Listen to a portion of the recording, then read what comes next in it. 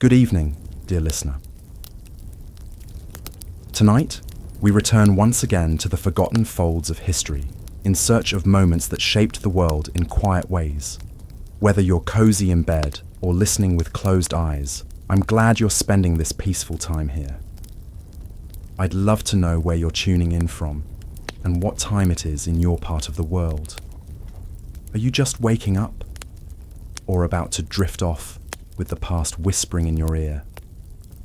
If you're enjoying these calm passages through time, please do subscribe. There are many more nights like this ahead. The Belle Époque period, spanning roughly from 1871 to 1914, was supposed to be France's golden age. Paris had become the cultural capital of the world, attracting artists, writers, and intellectuals from every corner of Europe. The city pulsed with innovation, creativity, and an intoxicating sense that anything was possible. But beneath this glittering surface, something darker was brewing. Literally, absinthe had arrived in Paris like a beautiful poison, seducing the creative class with promises of enhanced imagination and artistic insight. The ritual itself was mesmerizing, slowly dripping ice-cold water over a sugar cube balanced on an ornate spoon, watching as the clear green liquid transformed into an opalescent cloudy elixir. This wasn't just drinking, it was a ceremony, a gateway to altered consciousness that seemed to unlock the deepest chambers of creativity. The numbers tell an incredible story. By the 1890s, Parisians were consuming over 36 million litres of absinthe annually. That's enough to fill nearly 15 Olympic swimming pools with this potent green spirit.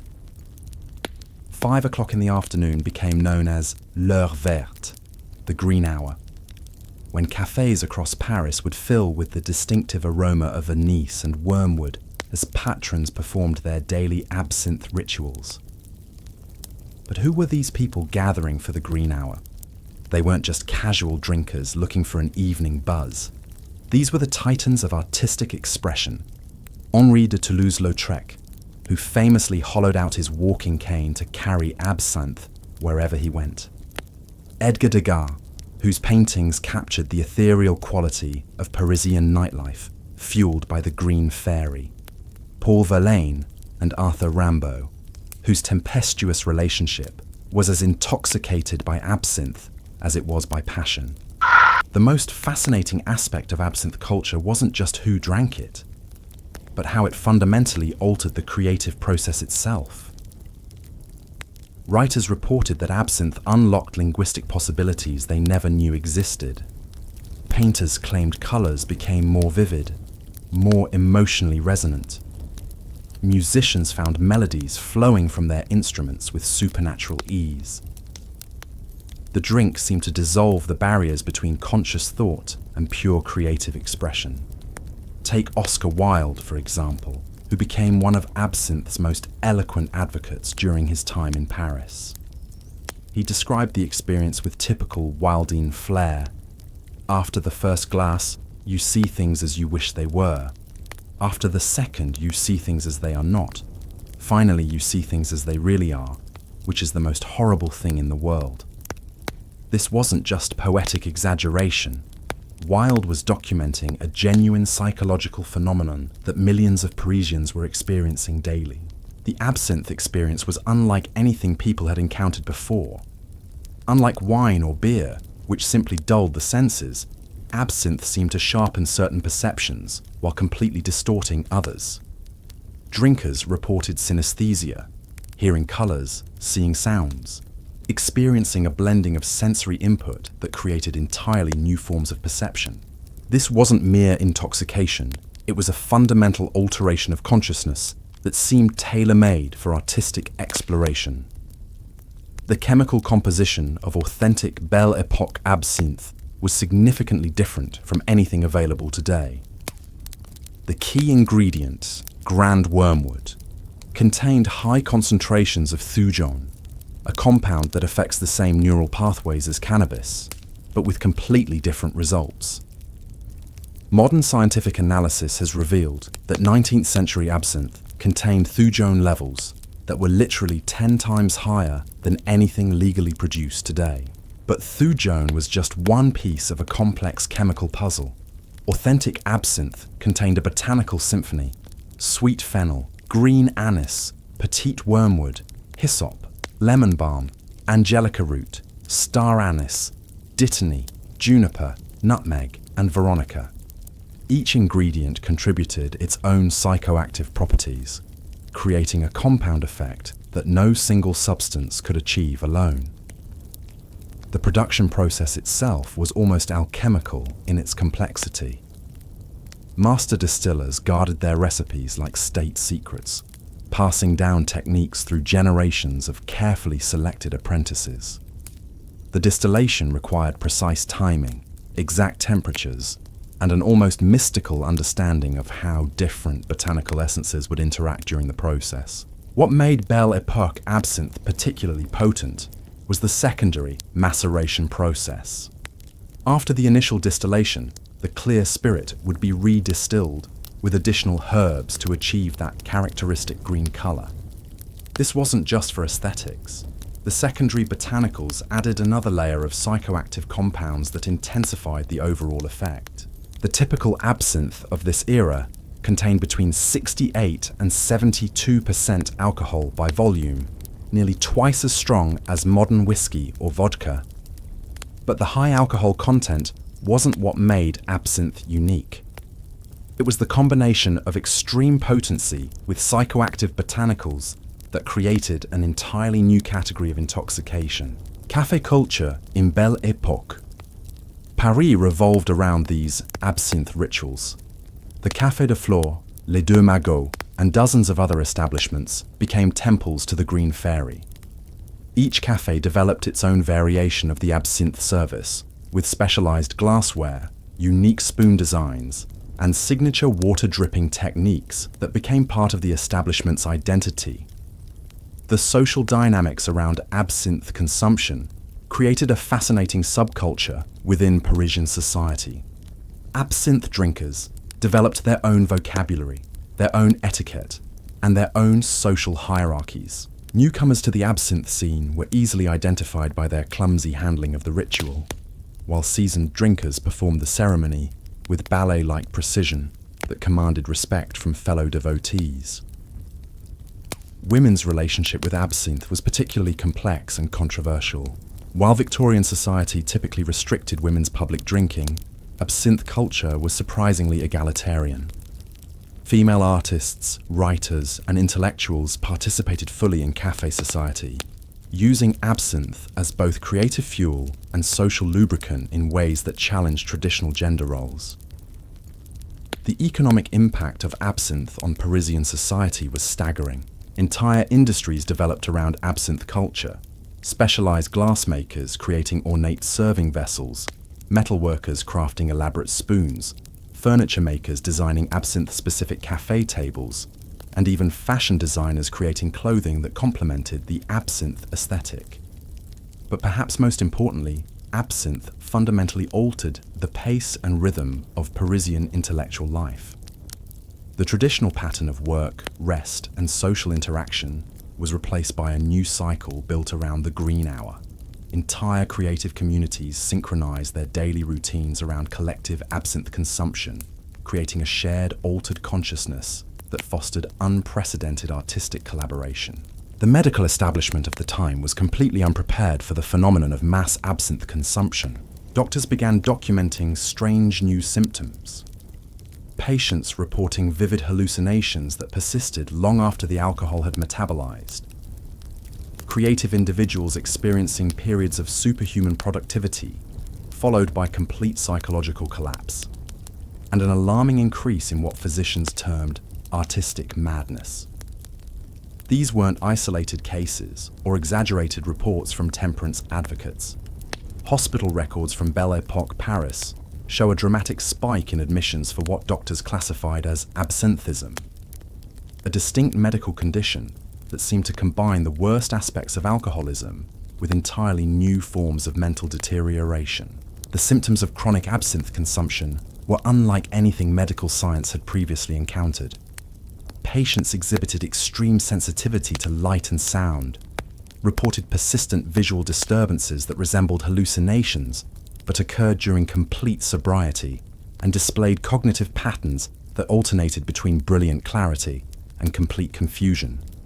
Most disturbing of all, many patients seemed to develop a permanent alteration in their perception of reality that persisted long after they stopped drinking absinthe entirely.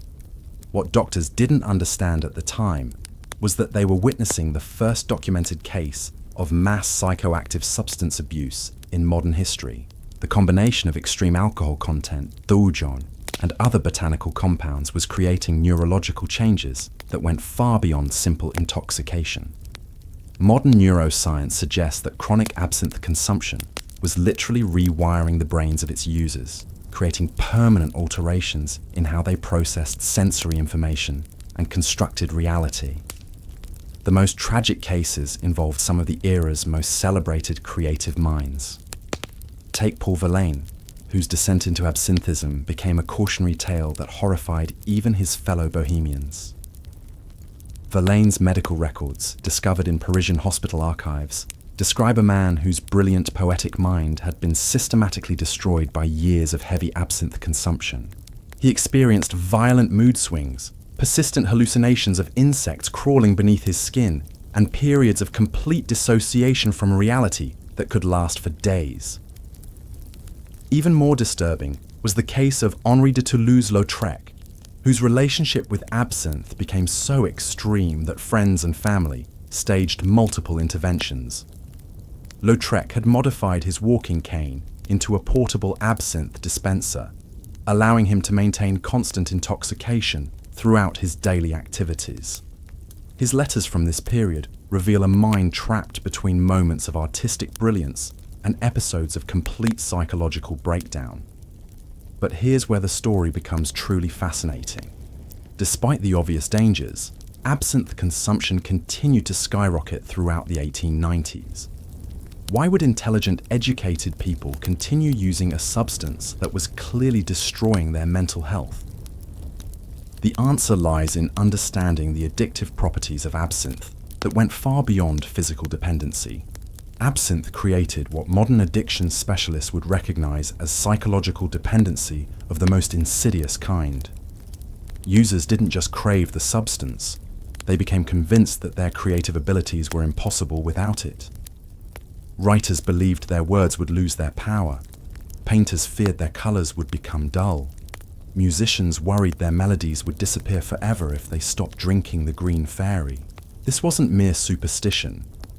Absinthe did genuinely enhance certain cognitive functions in the short term.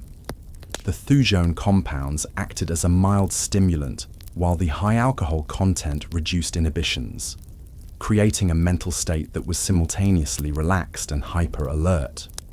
For creative individuals, this combination produced genuine breakthroughs in their artistic work that seemed impossible to achieve through sobriety alone. The social pressure within Parisian artistic circles made stopping even more difficult. Absinthe consumption had become so integrated into creative culture that abstaining was seen as intellectual cowardice. Artists who tried to quit were often ostracized from cafe society, losing not just their social connections, but their professional networks and collaborative opportunities. The government's response to the growing absinthe crisis reveals just how deeply the substance had penetrated French society. Initial attempts at regulation were met with fierce resistance, not just from drinkers, but from cafe owners, distillers, and even medical professionals who argued that absinthe was essential to French cultural identity.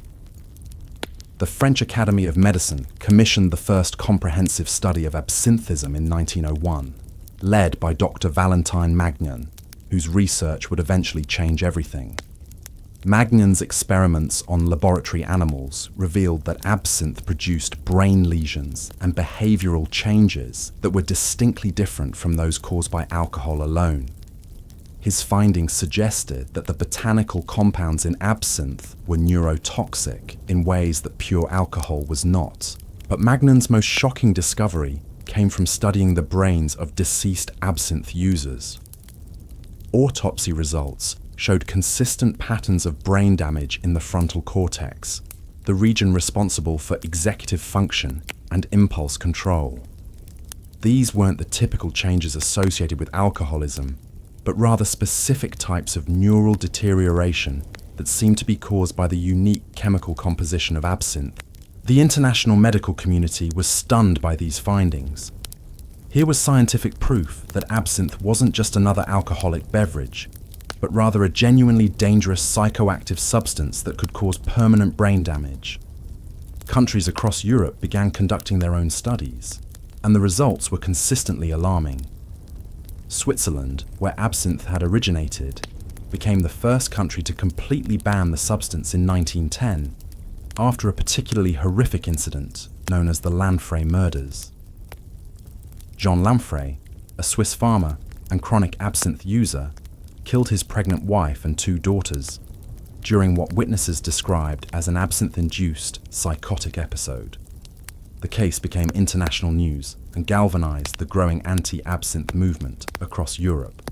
But in France, the cultural attachment to absinthe ran much deeper than mere recreational drinking. Absinthe had become intertwined with French national identity, particularly the romantic notion of the tortured artist whose suffering produced transcendent art. The idea that this suffering might be artificially induced by a toxic substance challenged fundamental assumptions about creativity, authenticity, and the price of artistic genius.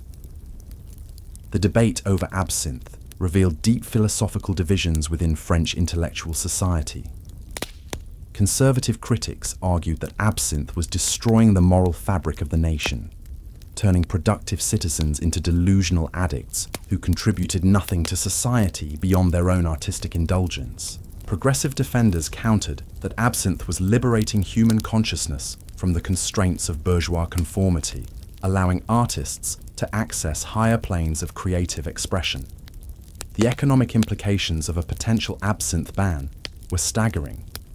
The absinthe industry employed thousands of workers in distilleries, bottling plants, and distribution networks.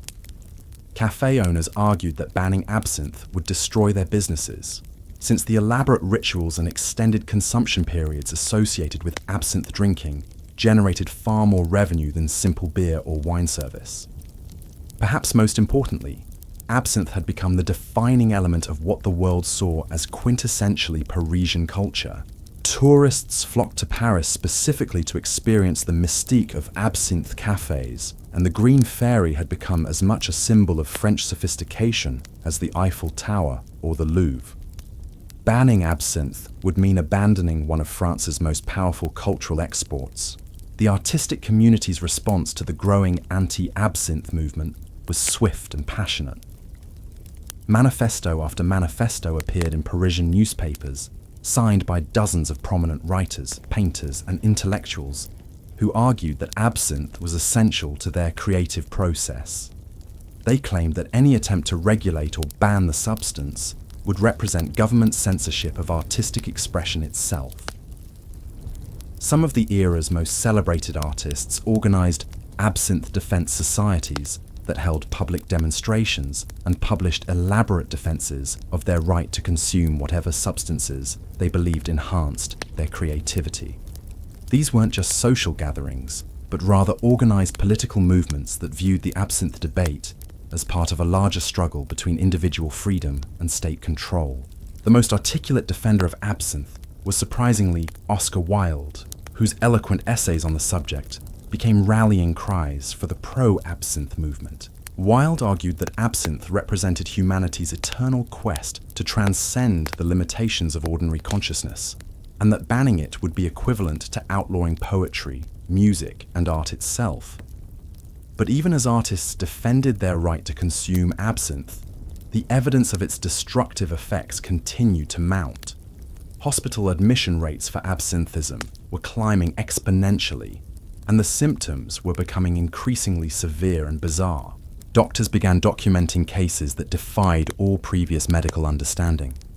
Patients were arriving at hospitals claiming they could see music as geometric patterns floating through the air, or that colors had developed distinct personalities that spoke to them in whispers. One particularly disturbing case involved a prominent sculptor who became convinced that his hands were slowly dissolving, even though physical examination revealed no abnormalities whatsoever. The medical journals of the period read like collections of supernatural horror stories rather than scientific documents. Dr. Auguste Morel published a comprehensive study in 1902 that catalogued over 300 distinct symptoms associated with chronic absinthe consumption. His patients reported experiences that seemed to exist in a twilight zone between hallucination and reality, shadows that moved independently of their sources, conversations with deceased relatives who appeared as vivid as living people, and the persistent sensation that their thoughts were being broadcast aloud for everyone to hear. What made these cases particularly unsettling was their consistency across different social classes and geographic regions. Wealthy Parisian intellectuals were experiencing identical symptoms to working-class labourers who had access to cheaper, more adulterated versions of absinthe.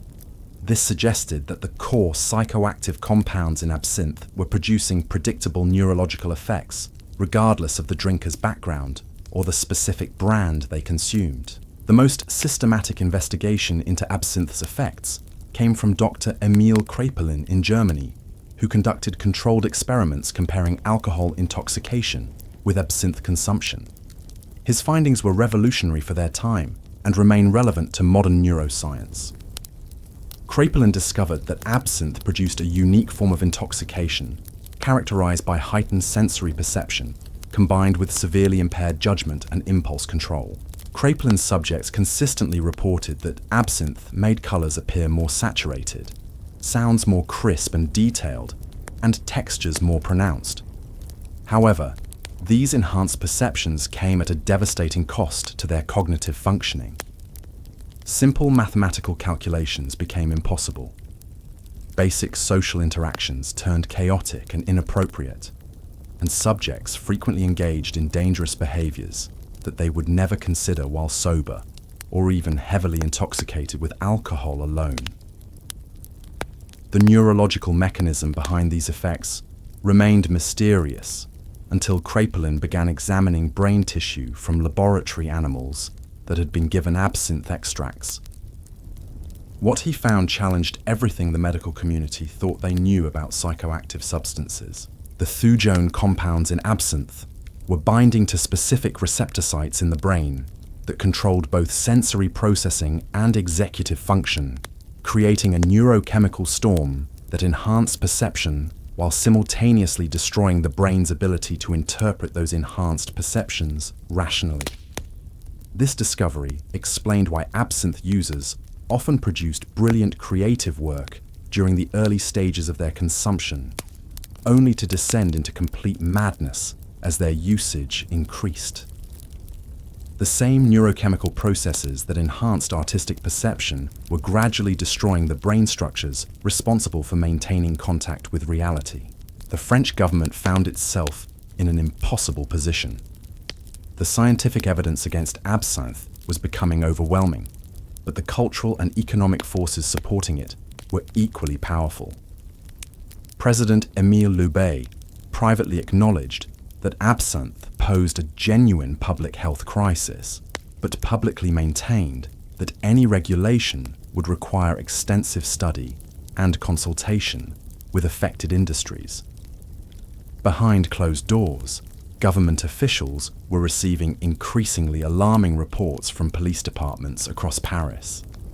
Violent crimes involving absinthe users were becoming almost routine, and these weren't typical alcohol-fueled brawls. Absinthe-related violence displayed patterns of extreme brutality and bizarre irrationality that suggested the perpetrators were operating in completely altered states of consciousness. The most notorious case involved Vincent Carrel, a respected bank clerk who had no previous history of violence or mental illness. After consuming approximately 8 glasses of absinthe during a single evening, Carrel became convinced that his neighbors were plotting to poison his water supply. He systematically murdered 3 families in his apartment building before police could subdue him, and during his trial, he maintained that he had been protecting innocent people from a conspiracy that only he could perceive. Carroll's case became a rallying point for both sides of the absinthe debate.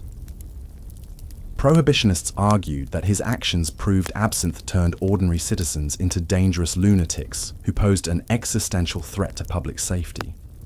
Defenders countered that Carroll was clearly mentally unstable before his absinthe consumption, and that blaming the substance for his actions was equivalent to blaming wine for every crime committed by intoxicated individuals. The scientific community was split along similar lines. Conservative physicians called for immediate prohibition based on mounting evidence of absinthe's neurotoxic effects. Progressive doctors argued that moderate consumption could be safe and beneficial, and that the real problem was adulterated absinthe, produced by unregulated distilleries using dangerous industrial chemicals to achieve the characteristic green color and bitter taste. This distinction between authentic and counterfeit absinthe became crucial to understanding the full scope of the crisis. Laboratory analysis revealed that many commercial absinthes contained compounds that had nothing to do with traditional botanical ingredients. Cheap producers were using copper sulfate for coloring, antimony chloride for the clouding effect, and various industrial solvents to approximate the complex flavor profile of genuine wormwood distillation. These adulterants were often more dangerous than the absinthe itself. Copper sulfate poisoning caused symptoms that perfectly mimicked the worst effects of absinthism: violent hallucinations, uncontrollable tremors, and progressive neurological deterioration. Antimony chloride attacks the central nervous system in ways that create permanent brain damage indistinguishable from the effects attributed to thujone. The revelation that much of what people thought was absinthe poisoning was actually heavy metal. Toxicity complicated the regulatory debate enormously. Prohibitionists argued that the widespread adulteration proved that absinthe could never be safely regulated, since consumers had no way to distinguish authentic products from dangerous counterfeits. Industry defenders maintained that proper regulation and quality control could eliminate the adulterant problem while preserving access to genuine absinthe for responsible consumers. Meanwhile, the cultural impact of absinthe continued to expand beyond its original artistic circles. Middle-class Parisians began incorporating absinthe rituals into their social routines, viewing the elaborate preparation ceremony as a mark of sophistication and worldliness. Department stores began selling absinthe service sets as wedding gifts, complete with engraved glasses, ornate spoons, and detailed instruction manuals for proper preparation technique. This mainstream adoption of absinthe culture created new social dynamics that further complicated the regulatory debate. Unlike the Bohemian artists who had originally embraced absinthe as a tool for creative expression, middle-class consumers were primarily interested in the social status and aesthetic appeal of absinthe consumption. They were less likely to develop the extreme dependency patterns seen among heavy users, but their numbers were vastly larger, creating a much broader base of political opposition to any prohibition efforts. The international dimension of the absinthe crisis was becoming increasingly important as well. American temperance activists had begun citing French absinthe consumption as evidence that European moral degeneracy was spreading globally. British medical journals published sensationalized accounts of Parisian absinthism as cautionary tales about the dangers of unregulated alcohol policy. German and Italian authorities implemented their own studies of absinthe effects, generally confirming the French findings, but reaching different conclusions about appropriate regulatory responses. The Swiss ban had created an interesting natural experiment in absinthe prohibition.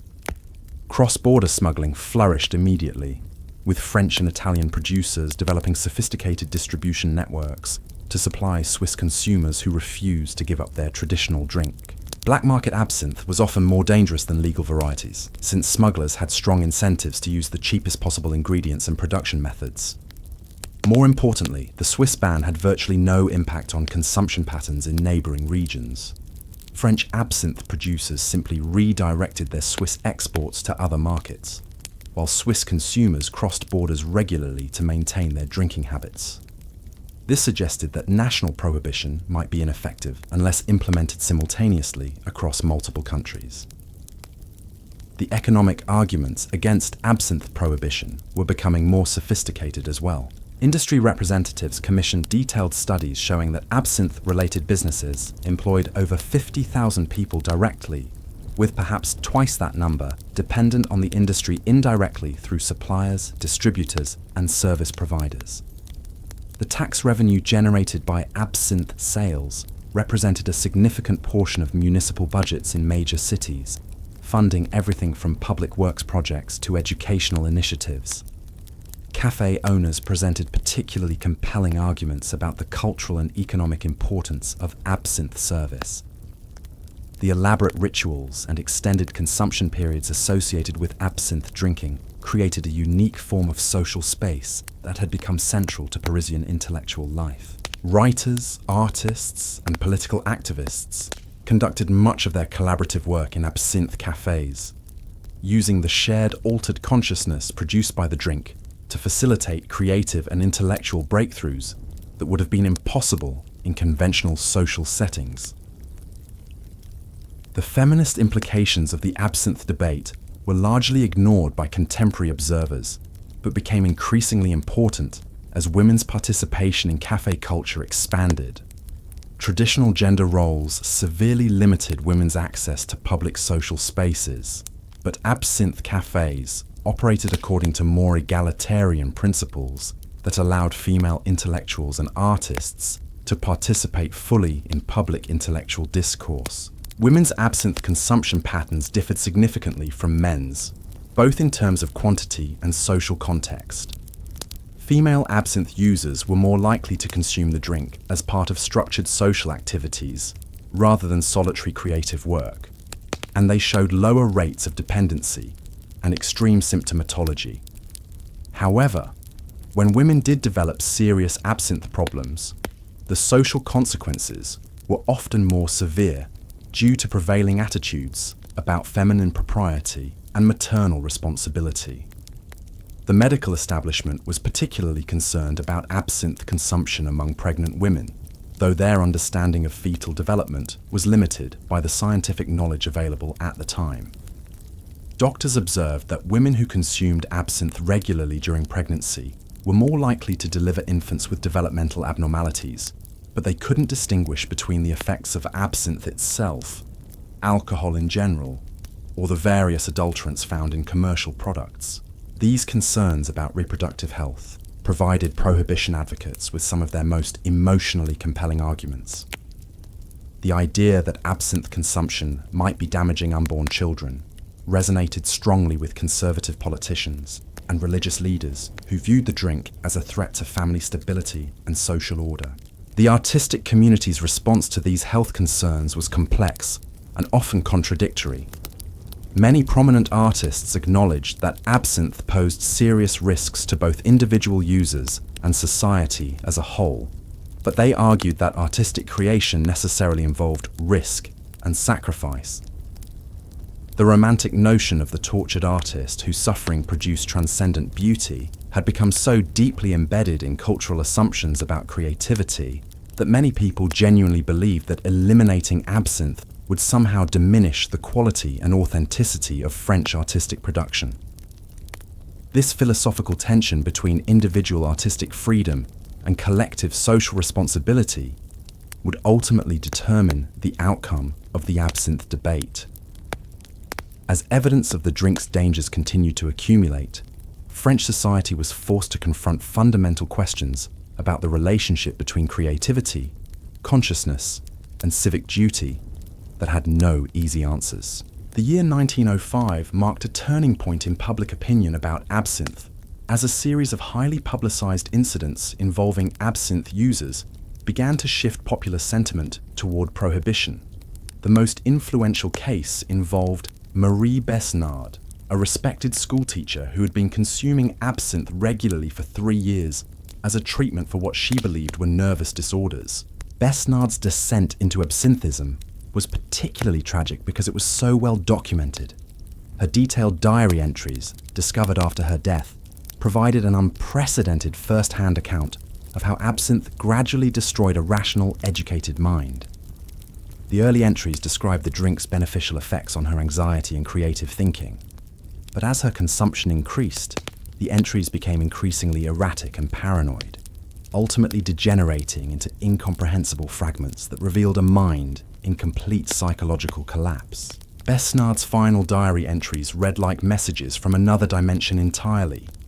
She described conversations with historical figures who appeared in her classroom during lessons, elaborate conspiracies involving her fellow teachers, who she believed were replacing students with identical imposters, and a growing conviction that the green colour of absinthe was actually a living entity that was gradually taking control of her thoughts and actions. The most disturbing aspect of Besnard's case was how long she managed to maintain her professional responsibilities even as her grip on reality deteriorated. Her students and colleagues noticed nothing unusual until the final weeks before her complete breakdown, when she began incorporating her hallucinations into her teaching. She would interrupt mathematics lessons to point out historical figures standing in the corners of the classroom, or pause during geography instruction to warn students about the dangers of travelling to countries that existed only in her absinthe-fueled delusions. When Besnard finally collapsed during a parent-teacher conference, raving about invisible armies marching through the school hallways, the attending physician discovered that she had been consuming nearly 2 litres of absinthe daily for months. Her autopsy revealed brain damage consistent with the patterns Dr. Magnan had identified in his laboratory studies, providing concrete medical evidence that absinthe could transform a stable, intelligent individual into a dangerous psychotic. The Besnard case became front-page news across France, sparking intense public debate about the wisdom of allowing unlimited access to such a powerful, psychoactive substance. Parents demanded to know how many other teachers might be secretly consuming absinthe, while education officials struggled to develop policies for identifying and addressing substance abuse among faculty members. More significantly, the Besnard case demonstrated that absinthe's dangers extended far beyond the Bohemian artistic circles, where most people assumed the problems were contained. Here was evidence that respectable middle-class professionals could fall victim to absinthism just as completely as the stereotypical tortured artists who frequented Montmartre cafes. The psychological mechanism behind absinthe's addictive properties was becoming clearer as more case studies accumulated. Unlike alcohol, which primarily affected judgment and motor control, absinthe seemed to target the brain's reality-testing functions while leaving other cognitive abilities relatively intact. This created a particularly insidious form of dependency where users maintained their intellectual capabilities even as their perception of the world became increasingly distorted. Dr. Marcel Briand, who had been studying absinthism for nearly a decade, published a comprehensive analysis in 1906 that revolutionized medical understanding of the condition. Briand had interviewed over 400 chronic absinthe users, documenting their experiences with scientific precision that revealed disturbing patterns in how the substance affected human consciousness. According to Briand's research, absinthe dependency developed in predictable stages that were remarkably consistent across different users. The first stage, which he termed enhancement, typically lasted 6 months to 2 years and was characterized by improved creative output, heightened sensory perception, and increased social confidence. During this phase, users experienced genuine benefits from absinthe consumption that reinforced their belief in the substance's positive effects. The second stage, distortion, marked the beginning of serious problems, as users required increasing quantities of absinthe to achieve the same effects. Reality began to bend and shift in subtle ways that users initially interpreted as expanded consciousness rather than psychological deterioration. Colours became unnaturally vivid. Sounds carried emotional weight that seemed profoundly meaningful, and ordinary objects appeared to possess hidden significance that only absinthe could reveal. The third stage, dissociation, involved complete breaks from consensus reality that could last for hours or days. Users reported traveling to alternate dimensions, communicating with supernatural entities, and experiencing time as a fluid, malleable substance that could be manipulated through concentrated thought. What made this stage particularly dangerous was that users often retained enough cognitive function to appear relatively normal during brief social interactions, masking the severity of their condition from friends and family. The final stage, dissolution, represented complete psychological collapse, as users lost the ability to distinguish between their absinthe-induced experiences and ordinary reality. At this point, intervention was often impossible because users had developed elaborate delusional systems that incorporated any attempt at treatment into their distorted worldview. Briand's staging system explained why so many intelligent, educated people continued using absinthe despite obvious signs of deterioration. The enhancement phase created genuine positive experiences that users desperately wanted to recapture, while the gradual nature of the decline made it difficult to recognize when recreational use had become pathological dependency. The international medical community embraced Briand's research as the definitive explanation for absinthism, but the artistic establishment rejected his findings as reductive materialism that failed to account for the genuine creative insights that absinthe provided.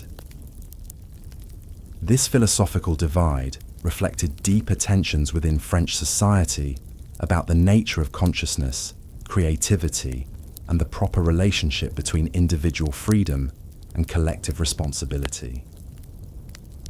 The debate intensified when several prominent artists published their own accounts of absinthe use that directly contradicted medical characterizations of the substance as purely destructive. Paul Gauguin wrote extensively about how absinthe had enabled him to perceive colors and forms that existed beyond ordinary visual experience, leading to artistic breakthroughs that would have been impossible through conventional consciousness alone.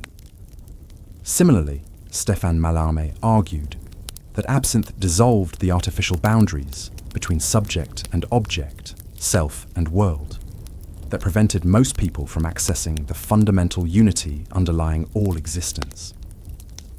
From this perspective, what doctors interpreted as hallucinations and delusions were actually glimpses of deeper truths about the nature of reality itself. These artistic testimonials carried enormous cultural weight because they came from individuals whose creative achievements were undeniably significant. How could medical authorities claim that absinthe was purely destructive when it contributed to some of the era's most celebrated artistic works? The answer, according to Dr. Briand and his colleagues, lay in understanding the difference between short-term creative enhancement and long-term psychological damage. Absinthe might indeed facilitate creative breakthroughs during the early stages of use, but these benefits inevitably gave way to progressive mental deterioration that ultimately destroyed the very creativity it had initially enhanced. This temporal dimension of absinthe's effects became crucial to the regulatory debate. Prohibition advocates argued that no creative benefits could justify the inevitable psychological destruction that followed prolonged use, while defenders maintained that the choice between enhanced creativity and conventional consciousness should remain with individual artists rather than government bureaucrats. The economic stakes continued to escalate as the debate intensified. Absinthe production had become one of France's most profitable export industries, with premium brands commanding extraordinary prices in international markets. The distinctive ritual of absinthe consumption had become synonymous with Parisian sophistication, attracting wealthy tourists who spent enormous sums to experience authentic French café culture. Restaurant and café owners formed powerful lobbying groups that argued prohibition would destroy not just their businesses, but the entire tourist economy that had developed around Parisian nightlife. They commissioned studies showing that absinthe-related establishments employed over 100,000 people directly or indirectly, making prohibition economically devastating for working-class communities that depended on the hospitality industry. The labor unions representing distillery workers, cafe employees, and glass manufacturers united in opposition to prohibition, viewing the anti-absinthe movement as an attack on working-class livelihoods disguised as public health advocacy. They organized massive demonstrations in Paris and other major cities, demanding that any regulatory changes include provisions for retraining and economic support for displaced workers. These economic arguments resonated strongly with politicians who understood that absinthe prohibition could trigger widespread unemployment and social unrest.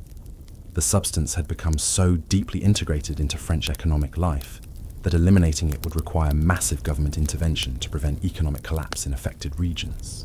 The international dimension of the absinthe crisis was also becoming more complex as other European countries grappled with similar problems. Belgium had implemented strict quality controls that seemed to reduce the incidence of severe absinthism without completely banning the substance, while Germany had opted for high taxation that made absinthe consumption prohibitively expensive for most citizens. Italy took a different approach entirely, treating absinthe as a controlled pharmaceutical substance that could only be purchased with medical prescriptions. This policy effectively ended recreational use while preserving access for individuals who claimed legitimate medical need for the substance's therapeutic properties. The diversity of regulatory approaches across Europe created a natural experiment that provided valuable data about the effectiveness of different policy interventions. French officials studied these international experiences carefully, looking for models that might balance public health concerns with economic and cultural considerations. What emerged from these international comparisons was that prohibition was neither necessary nor sufficient to address absinthe-related problems. Countries with strict quality control and moderate taxation had achieved significant reductions in problematic use without destroying their absinthe industries, while complete prohibition had simply driven consumption underground without eliminating demand. These findings suggested that France might be able to address the absinthe crisis through comprehensive regulation rather than outright prohibition, preserving the cultural and economic benefits of absinthe while minimizing its public health risks. However, the political momentum behind prohibition continued to build as more horrific cases of absinthism captured public attention. The spring of 1907 brought a series of incidents that seemed to demonstrate that moderate regulation would be insufficient to protect public safety. The most shocking case involved the Dubois family massacre in Lyon, where André Dubois killed his wife, 3 children, and 2 neighbors during what witnesses described as an absinthe-fueled rampage that lasted nearly 6 hours. Police reports described a scene of unimaginable brutality that suggested Dubois had been operating in a completely altered state of consciousness throughout the attack. What made the Dubois case particularly disturbing was that he had been considered a model citizen with no history of violence or mental illness. Friends and neighbors described him as a devoted family man and respected craftsman who had been consuming absinthe regularly for only 18 months before the massacre occurred. The rapid transformation from respected citizen to mass murderer seemed to confirm the most alarming claims about absinthe's psychological effects. If an ordinary person could become a homicidal maniac in less than 2 years of regular consumption, then no level of regulation could adequately protect public safety. The Dubois case became a turning point in public opinion as even moderate voices began calling for immediate prohibition. The horrific nature of the crimes, combined with their apparent connection to absinthe consumption, created irresistible political pressure for decisive government action. Religious leaders, who had previously focused their criticism on absinthe's moral implications, began framing the issue in terms of public safety and civic responsibility. The Catholic Church issued official statements declaring absinthe consumption a mortal sin that threatened not just individual souls, but the stability of Christian civilization itself. Conservative politicians seized on these religious pronouncements to build broader coalitions supporting prohibition. They argued that absinthe represented a foreign influence that was corrupting traditional French values and destroying the social foundations that had made France great. Liberal politicians found themselves in an increasingly difficult position as evidence of absinthe's dangers continued to accumulate. Their traditional commitment to individual freedom and limited government intervention conflicted with growing demands for protective regulation of a genuinely dangerous substance. The artistic community's response to the Dubois case revealed deep divisions within creative circles about the proper relationship between art and social responsibility. Some prominent artists began publicly acknowledging that absinthe's creative benefits could not justify its social costs, while others doubled down on their defense of absolute artistic freedom. Auguste Rodin surprised many observers by publishing an essay calling for voluntary abstinence from absinthe by all serious artists, arguing that true creativity required complete mental clarity rather than artificial enhancement. His position carried enormous weight because of his reputation as one of the era's greatest sculptors and his previous advocacy for artistic freedom. Conversely, painters like Henri de Toulouse-Lautrec became even more vocal in their defense of absinthe, viewing any compromise as a betrayal of artistic integrity. Lautrec organized a group of prominent artists who pledged to continue using absinthe regardless of government action, framing their resistance as a form of civil disobedience against cultural oppression. These competing visions of artistic responsibility reflected broader tensions within French society about the proper balance between individual freedom and collective welfare. The absinthe debate had evolved beyond questions of public health or economic policy to become a fundamental contest over the values that should guide modern civilization. The scientific evidence continued to support prohibition as researchers developed more sophisticated methods for studying absinthe's effects on human consciousness. Dr. Pierre Janet, working at the Salpêtrière Hospital, conducted the first controlled experiments comparing absinthe intoxication with other forms of altered consciousness, including hypnosis, morphine addiction, and various forms of mental illness. Janet's research revealed that absinthe produced a unique form of consciousness alteration that combined elements of stimulant intoxication, hallucinogenic experience, and dissociative episodes. This combination created psychological states that were unlike anything produced by other known substances, explaining why absinthe users develop such distinctive symptom patterns. More importantly, Janet's work demonstrated that absinthe's effects on consciousness were not simply temporary alterations that disappeared when the substance was metabolized. Chronic users showed permanent changes in brain structure and function that persisted long after they stopped consuming the substance, suggesting that absinthe caused irreversible neurological damage. These findings provided the strongest scientific justification yet for prohibition, as they indicated that even moderate absinthe use could cause cumulative brain damage that would eventually manifest as severe psychological problems.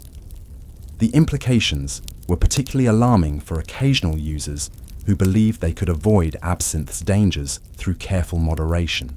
Janet's research also explained why absinthe withdrawal was so difficult and why relapse rates were extraordinarily high among users who attempted to quit.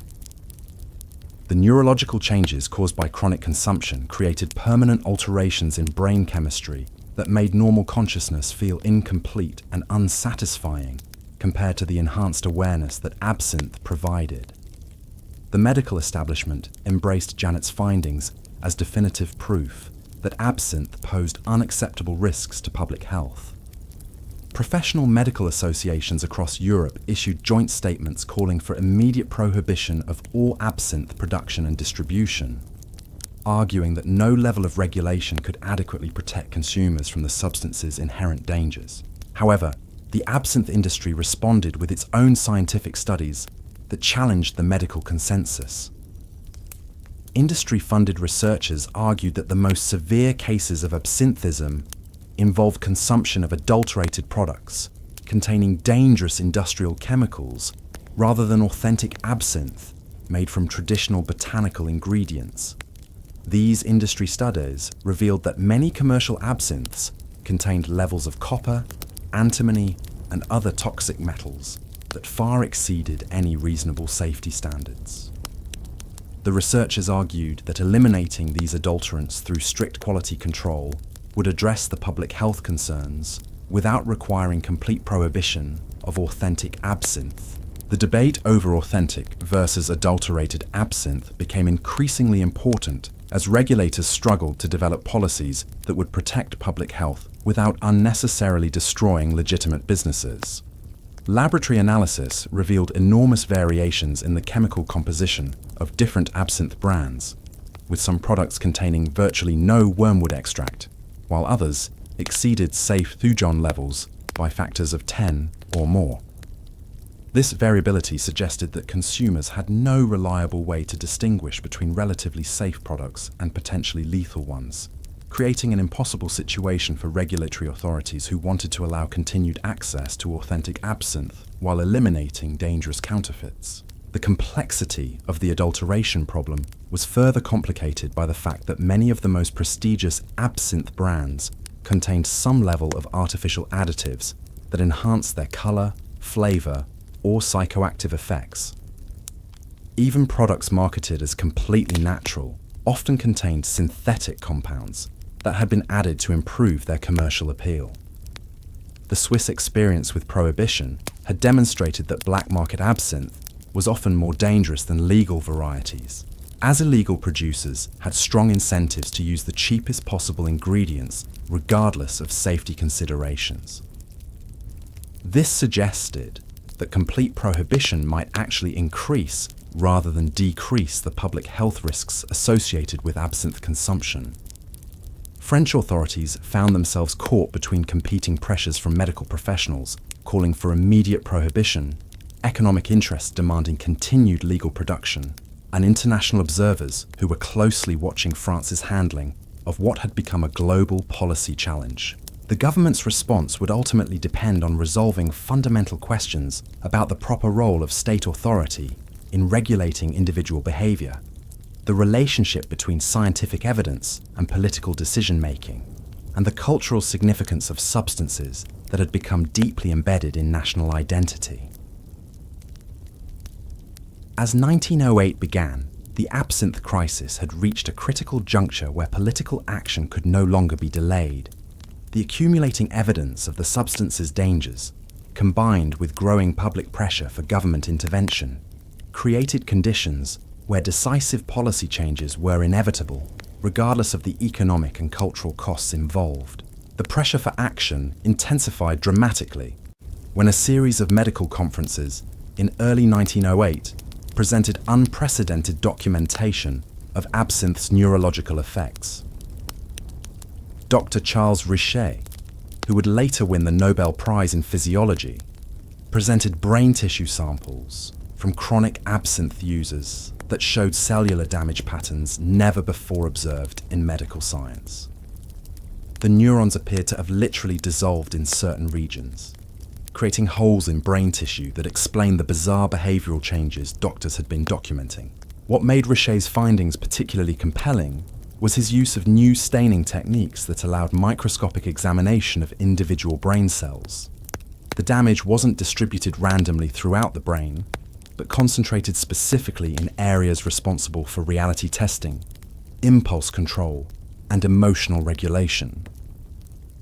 This selective destruction explained why absinthe users could maintain their intellectual capabilities while simultaneously losing their grip on sanity. The visual evidence was undeniable. When Richet projected enlarged photographs of damaged brain tissue onto screens during his presentations, even the most skeptical observers were forced to confront the physical reality of what absinthe was doing to human minds. These weren't abstract theories about psychological effects, but concrete proof of organic brain destruction that could be seen and measured. The international medical community was stunned by the severity of the neurological damage. Dr. Émile Crépelin, whose earlier research had established the scientific foundation for understanding absinthe's effects, declared that the substance was more dangerous than any psychoactive compound previously studied. He compared the brain damage patterns to those seen in advanced cases of syphilis or severe head trauma, conditions that inevitably led to complete mental collapse. These medical revelations coincided with a dramatic escalation in public incidents involving absinthe users. The winter of 1908 brought an epidemic of violent crimes that seemed to confirm the most alarming predictions about the substance's dangers. Police departments across France reported that absinthe-related arrests had increased by over 300% in just 2 years, with the crimes becoming increasingly bizarre and unpredictable. The case that finally broke public tolerance involved Marguerite Steinheil, a prominent socialite whose absinthe-fueled behavior had become the subject of scandalous gossip throughout Parisian high society. Steinheil had been consuming absinthe regularly for 4 years, initially as a fashionable affectation that demonstrated her sophisticated artistic sensibilities. Friends described her early absinthe use as charming and theatrical, involving elaborate ceremonies that showcased her collection of antique glasses and ornate serving spoons. However, Steinheil's relationship with absinthe gradually became darker and more compulsive. She began hosting increasingly strange dinner parties where guests were required to participate in group absinthe consumption rituals that lasted for hours. Attendees reported that these gatherings took on an almost religious intensity, with Steinheil delivering rambling monologues about the spiritual significance of the Green Fairy while performing bizarre ceremonial preparations. The situation reached its climax during a dinner party in February 1908, when Steinheil became convinced that her guests were actually demons disguised as human beings who had come to steal her soul. She attacked 3 prominent politicians with kitchen knives, severely injuring 2 before being subdued by other guests. During the struggle, she repeatedly screamed that the Green Fairy had revealed the true demonic nature of everyone around her. Steinheil's breakdown was particularly shocking because of her social prominence and previous reputation for intelligence and sophistication. Here was a woman who had been educated in the finest schools, who spoke 5 languages fluently, and who had been considered one of the most cultured hostesses in Paris. The idea that absinthe could transform such a person into a violent psychotic terrified the upper classes, who had previously viewed the substance as a harmless indulgence. The medical examination of Steinheil after her arrest revealed the full extent of absinthe's destructive effects on her brain. Dr. Joseph Babinski, one of France's leading neurologists, conducted extensive tests that documented severe impairment in virtually every cognitive function. Steinheil could no longer perform simple arithmetic, recognize familiar faces, or maintain coherent conversations for more than a few minutes at a time. Most disturbing of all, Steinheil showed no awareness that her mental capacities had deteriorated. When asked about her mathematical abilities, she confidently attempted calculations that were completely wrong, but insisted her answers were correct. When shown photographs of her own family members, she claimed they were strangers, trying to deceive her about their identities. Her brain had been so damaged that she had lost the ability to recognize her own cognitive limitations. The Steinheil case became front-page news across Europe, sparking intense debate about whether absinthe posed an existential threat to civilized society itself. If the substance could destroy the mind of an educated, wealthy woman with access to the finest medical care, then no one could consider themselves safe from its effects. Religious leaders seized on the case as evidence that absinthe represented a spiritual as well as physical danger. Cardinal Richard of Paris delivered a sermon describing absinthe as Satan's sacrament, a substance that opened the human soul to demonic possession by destroying the rational faculties that normally protected people from evil influences. This religious interpretation resonated powerfully with conservative Catholics who viewed the absinthe crisis as part of a broader assault on Christian civilization. The feminist implications of the Steinheil case were largely ignored by contemporary observers, but they added another layer of complexity to the regulatory debate. Women's absinthe consumption had been increasing rapidly as cafe culture became more socially acceptable for respectable ladies. The idea that absinthe could transform refined women into violent criminals challenged fundamental assumptions about feminine nature and raised uncomfortable questions about gender roles in modern society. The economic pressure for prohibition continued to build, as insurance companies began refusing to provide coverage for businesses that served absinthe or individuals who were known to consume it regularly. Lloyd's of London, which insured many French commercial enterprises, announced that absinthe-related claims had become so frequent and expensive that they were no longer commercially viable to cover. This insurance crisis created immediate financial problems for cafe owners, distillers, and anyone else whose livelihood depended on the absinthe trade. Banks became reluctant to provide loans to absinthe-related businesses, and investors began withdrawing support from companies that had significant exposure to the industry. The economic foundation of absinthe culture was crumbling even before formal prohibition was enacted. The international diplomatic implications of France's absinthe crisis were becoming increasingly important as other nations pressured the French government to take decisive action. The United States had already banned absinthe importation, citing public health concerns that were based largely on French medical research. Britain was considering similar restrictions, while Germany had implemented such high taxes on absinthe that consumption had virtually disappeared. French diplomatic officials worried that continued inaction on absinthe would damage France's international reputation and potentially lead to trade restrictions that could harm other French exports. The country that had given the world champagne, cognac, and wine was in danger of becoming synonymous with a substance that was increasingly viewed as a public menace. The artistic community's response to these mounting pressures revealed deep divisions that had been building for years. A group of prominent writers and painters published a manifesto calling for voluntary abstinence from absinthe by all serious artists, arguing that the substance had become a distraction from genuine creative work. They claimed that absinthe's reputation for enhancing creativity was largely mythical, and that the most celebrated artistic achievements of the Belle Époque had been produced despite, not because of, absinthe consumption. This artistic rebellion against absinthe culture was led by figures like André Gide, who had experimented with the substance in his youth, but had grown increasingly concerned about its effects on his fellow writers. Gide argued that absinthe created an illusion of enhanced creativity, while actually diminishing the sustained attention and disciplined effort that genuine artistic achievement required. However, other prominent artists remained staunchly committed to defending absinthe as essential to their creative process. Pablo Picasso, who was just beginning to establish his reputation in Parisian artistic circles, declared that attempts to regulate absinthe represented bourgeois fear of authentic artistic expression. He organized a group of younger artists who viewed the anti-absinthe movement as an attack on the Bohemian lifestyle that had made Paris the cultural capital of the world. The generational divide within the artistic community reflected broader social tensions about the direction of French culture.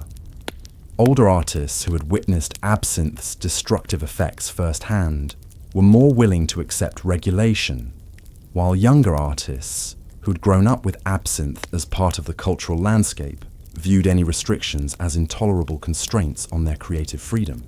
The scientific debate over absinthe's effects reached a new level of sophistication as researchers developed better methods for studying the substance's impact on human consciousness. Dr. Georges Guinon at the Salpêtrière Hospital conducted the first longitudinal study of absinthe users, following the same individuals over several years to document how their symptoms progressed over time. Guinon's research revealed that absinthe's effects followed predictable patterns that were remarkably consistent across different users.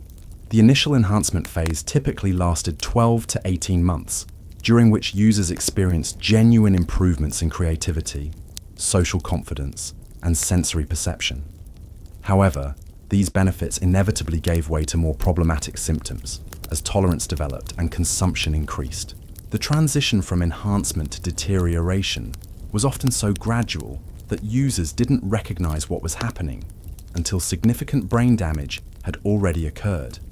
Guinon documented cases where highly intelligent individuals continued to function normally in professional settings while experiencing increasingly severe hallucinations and paranoid delusions in their private lives. This hidden nature of absinthe's progression made the substance particularly dangerous, because users could maintain the appearance of normalcy long after their mental faculties had begun to deteriorate. By the time friends and family members recognized that something was seriously wrong, the neurological damage was often irreversible. Guinon's findings explained why so many absinthe users violently resisted attempts at intervention or treatment. Their damaged brains could no longer accurately assess their own condition, leading them to interpret genuine concern from others as persecution or conspiracy. This neurological inability to recognize their own impairment made traditional addiction treatment approaches completely ineffective. The pharmaceutical industry began developing potential treatments for absinthism as the medical understanding of the condition improved. Several companies invested heavily in research aimed at finding compounds that could reverse or halt the neurological damage caused by chronic absinthe consumption. These efforts were driven partly by humanitarian concerns, but also by the enormous potential profits that would come from successfully treating the thousands of absinthe users across Europe. However, early treatment attempts proved largely unsuccessful. The brain damage caused by absinthe appeared to be irreversible once it reached advanced stages. And even patients who stopped consuming the substance showed little improvement in their cognitive functioning. The few treatments that showed any promise required immediate intervention during the earliest stages of absinthe use, before significant neurological damage had occurred. This therapeutic pessimism provided additional support for prohibition advocates, who argued that prevention was the only realistic approach to the absinthe crisis. If medical science could not effectively treat absinthism once it developed, then the only rational policy was to prevent people from developing the condition in the first place by eliminating access to the substance entirely. The legal system struggled to adapt to the unique challenges posed by absinthe-related crimes.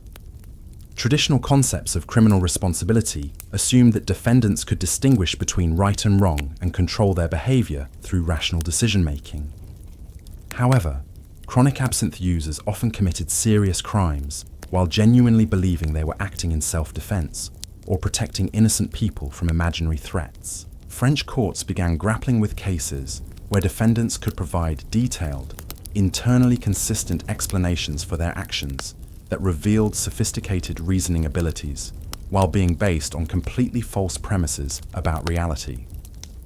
These individuals weren't insane in the traditional sense, but they weren't fully responsible for their actions either, creating unprecedented legal and ethical dilemmas. The landmark case involved Philippe Moreau, a respected physician who had killed 2 patients during what he believed was a surgical procedure to remove parasitic demons that were feeding on their internal organs. Moreau's detailed medical records of the procedures demonstrated sophisticated anatomical knowledge and careful attention to sterile technique, but they were based on hallucinations that had no basis in reality. Moreau's case highlighted the inadequacy of existing legal frameworks for dealing with absinthe-related crimes. He was clearly dangerous and could not be released into society, but he also wasn't criminally responsible in the traditional sense, since his actions were based on genuine, if delusional, beliefs about protecting his patients from supernatural threats. The courts eventually developed a new legal category specifically for absinthe-related crimes, recognizing that these cases required different approaches than traditional criminal prosecution. This legal innovation reflected growing recognition that absinthe had created entirely new forms of human behavior that existing social institutions were not equipped to handle. The military implications of widespread absinthe consumption were becoming increasingly concerning to French defense officials. Medical examinations of military recruits revealed that significant numbers of young men showed early signs of absinthism that would make them unfit for military service. The prospect of an entire generation of French men being incapacitated by absinthe consumption posed obvious national security risks. General Ferdinand Foch, who would later become one of the key architects of Allied victory in World War I, privately warned government officials that absinthe represented a greater threat to French military readiness than any foreign enemy. He commissioned studies showing that absinthe consumption among soldiers led to increased rates of desertion, insubordination, and accidental injuries during training exercises. The military's concerns carried enormous political weight because of France's tense relationships with neighbouring countries and the growing possibility of armed conflict. Government officials who might have been willing to tolerate absinthe consumption as a civilian matter became much more receptive to prohibition when presented with evidence that the substance was undermining national defence capabilities. The international arms race that was building toward World War I made military preparedness a paramount concern for all European governments. France could not afford to have its military effectiveness compromised by a psychoactive substance that was entirely optional for national survival and prosperity. The children of chronic absinthe users presented another category of victims that prohibition advocates used to build support for their cause. Medical examinations revealed that children born to absinthe-consuming parents showed higher rates of developmental abnormalities, learning disabilities, and behavioral problems that appeared to be directly related to their parents' substance use. Dr. Antoine Lacassagne conducted the first systematic study of children from absinthe-using families, documenting patterns of cognitive and emotional development that were distinctly different from those of children from non-using families. These children showed delayed language acquisition, difficulty with abstract reasoning, and unusual sensitivity to sensory stimulation that suggested their nervous systems had been affected by their parents' absinthe consumption. The mechanism by which parental absinthe use affected children was not fully understood, but the statistical correlations were undeniable.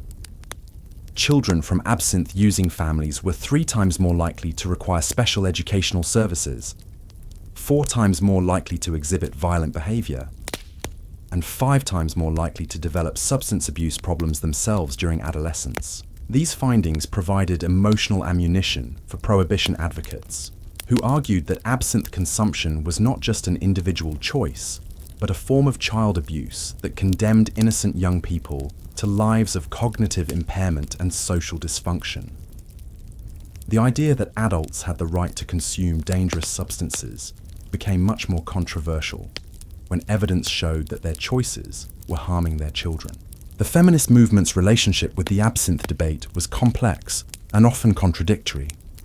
Some women's rights advocates supported prohibition as a way to protect women from a substance that made them vulnerable to exploitation and violence. However, other feminists viewed absinthe regulation as paternalistic government interference that denied women the same freedoms that men enjoyed. The suffrage movement found itself split on the absinthe question, with some leaders arguing that women's political participation was essential to addressing public health crises like absinthism, while others maintained that focusing on substance abuse issues distracted from more fundamental questions about women's legal and economic equality. Marie Curie, who was beginning to establish her scientific reputation during this period, published several papers on the neurological effects of various chemical compounds that indirectly addressed the absinthe controversy. Her research suggested that the botanical compounds in absinthe could indeed cause permanent brain damage, lending scientific credibility to prohibition arguments without explicitly endorsing specific policy recommendations.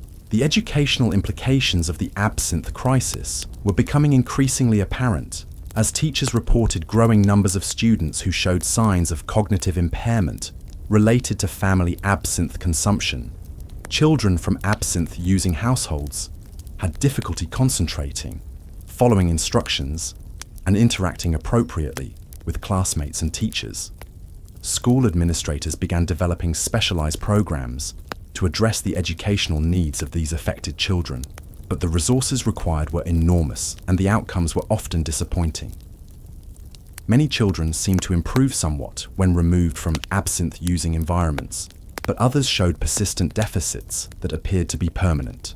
The French educational system, which prided itself on producing some of the world's most accomplished intellectuals and artists, was being undermined by a substance that was destroying the cognitive development of an entire generation. This threat to France's educational excellence provided another compelling argument for immediate prohibition. the economic costs of the absinthe crisis were beginning to dwarf any benefits that the industry provided to the French economy. Healthcare expenses for treating absinthism were consuming increasingly large portions of municipal budgets, while productivity losses from absinthe-impaired workers were reducing economic output across multiple industries. A comprehensive economic analysis commissioned by the Ministry of Finance revealed that the total social costs of absinthe consumption exceeded the economic benefits by a factor of nearly 10 to 1. The study included not just direct medical expenses, but also lost productivity, increased crime rates, educational interventions for affected children, and the social services required to support families destroyed by absinthe addiction.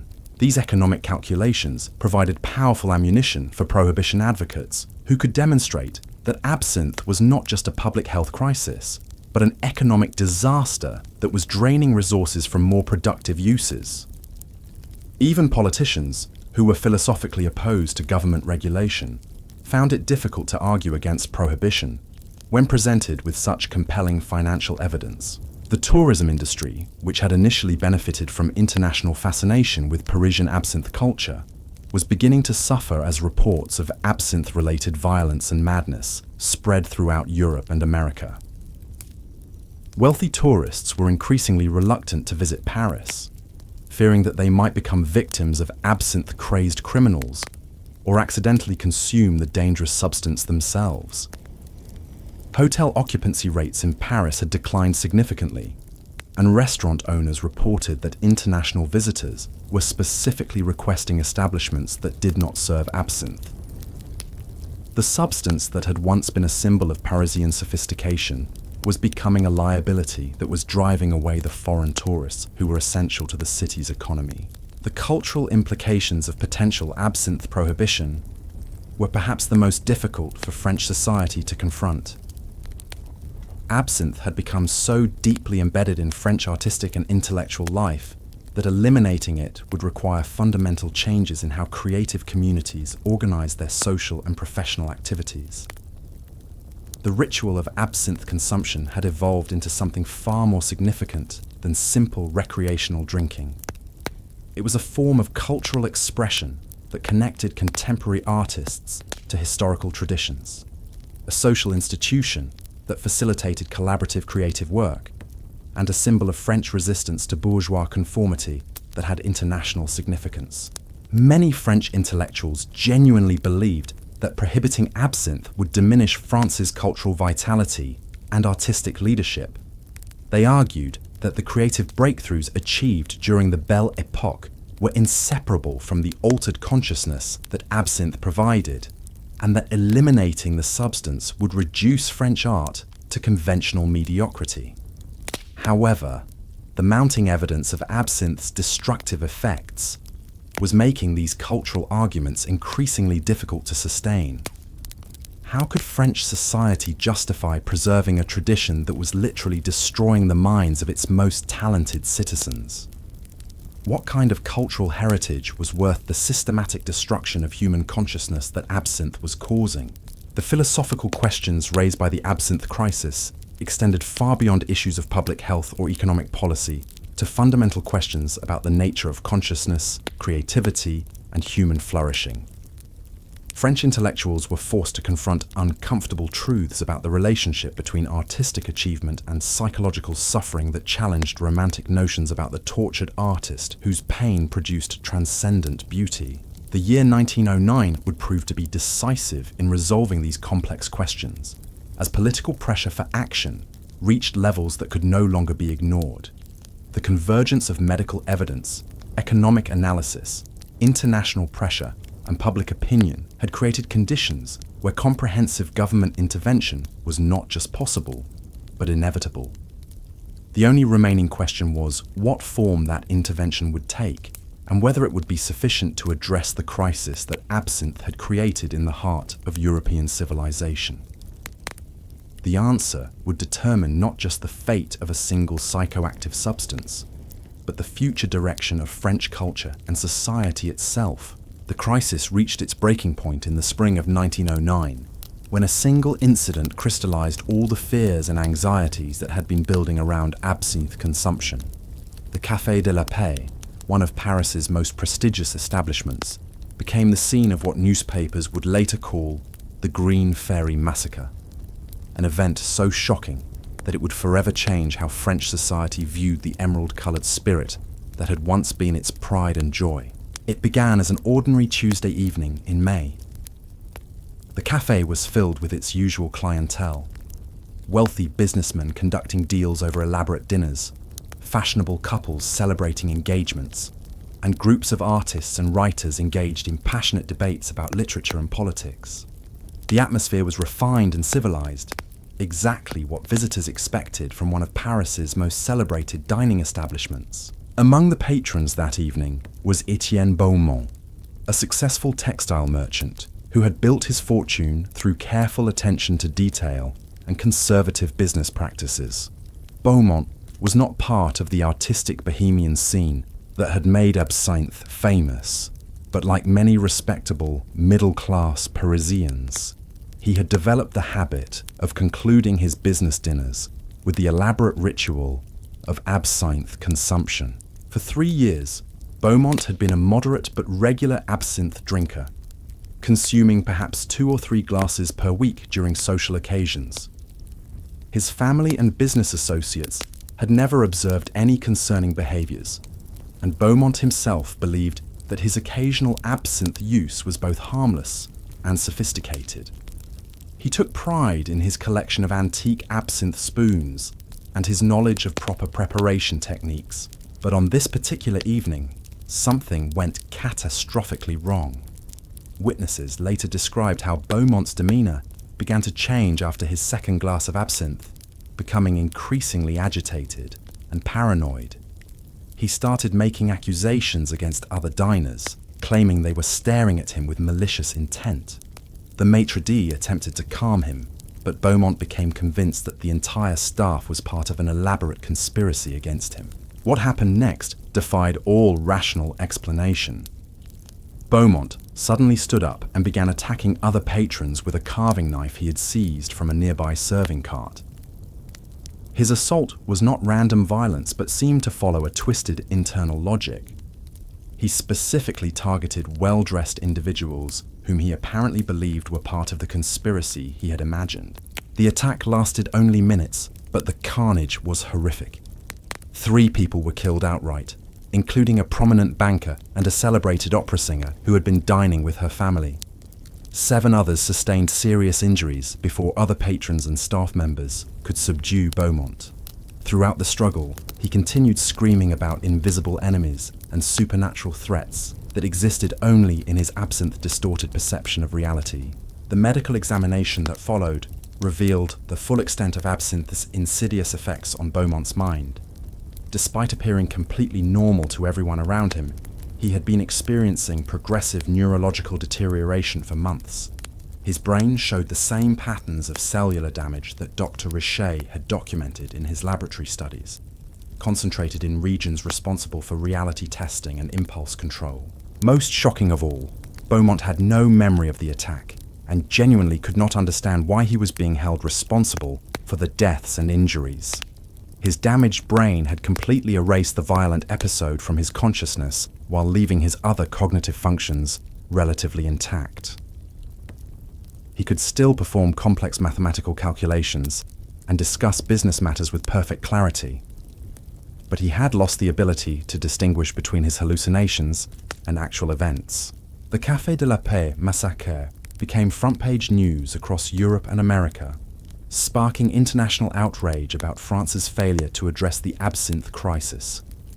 Foreign governments that had been privately pressuring France to take action now issued public statements condemning French authorities for allowing such a dangerous substance to remain freely available to the public.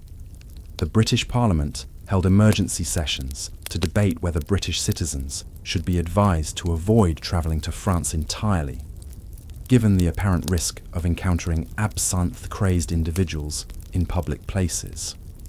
The American State Department issued travel warnings describing Paris as potentially unsafe for tourists due to widespread absinthe consumption among the local population. These international reactions hit French national pride where it hurt most. The country that had positioned itself as the pinnacle of civilization and cultural sophistication was being portrayed as a dangerous place where ordinary citizens could transform into homicidal maniacs without warning.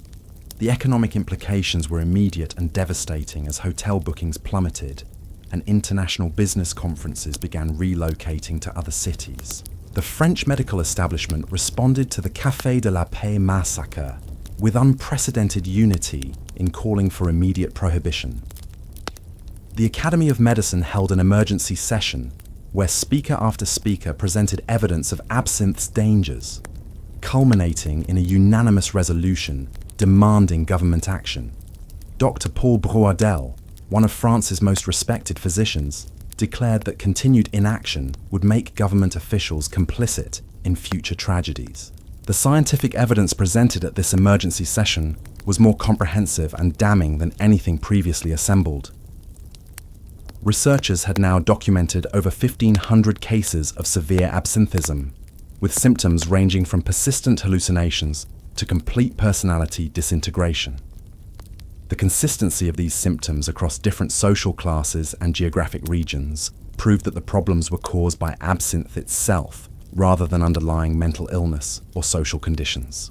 New research techniques had revealed that absinthe's effects on the brain were even more severe than previously understood. The thujone compounds didn't just cause temporary intoxication, but actually altered the physical structure of neurons, creating permanent changes in how the brain processed information. These modifications accumulated over time, explaining why moderate users like Beaumont could appear normal for years before suddenly experiencing complete psychological collapse. The neurological mechanism was now understood in sufficient detail to predict the progression of absinthism with disturbing accuracy. Dr. Henri Claude had developed a staging system that could identify early signs of brain damage months before behavioral symptoms became apparent. His research showed that virtually all regular absinthe users would eventually develop some degree of neurological impairment, with the only variable being how long the process would take. This predictive capability transformed the debate from questions about individual choice to issues of public safety. If medical science could demonstrate that absinthe consumption inevitably led to brain damage and potentially violent behavior, then society had both the right and the obligation to protect innocent people from the consequences of others' substance use. The artistic community's response to the Café de la Paix massacre revealed the deep fault lines that had been developing within creative circles for years. The younger generation of artists, led by figures like Pablo Picasso and Georges Braque, initially defended absinthe as essential to their creative process and dismissed the massacre as an isolated incident that shouldn't influence broader policy decisions. However, older and more established artists began breaking ranks in unprecedented numbers.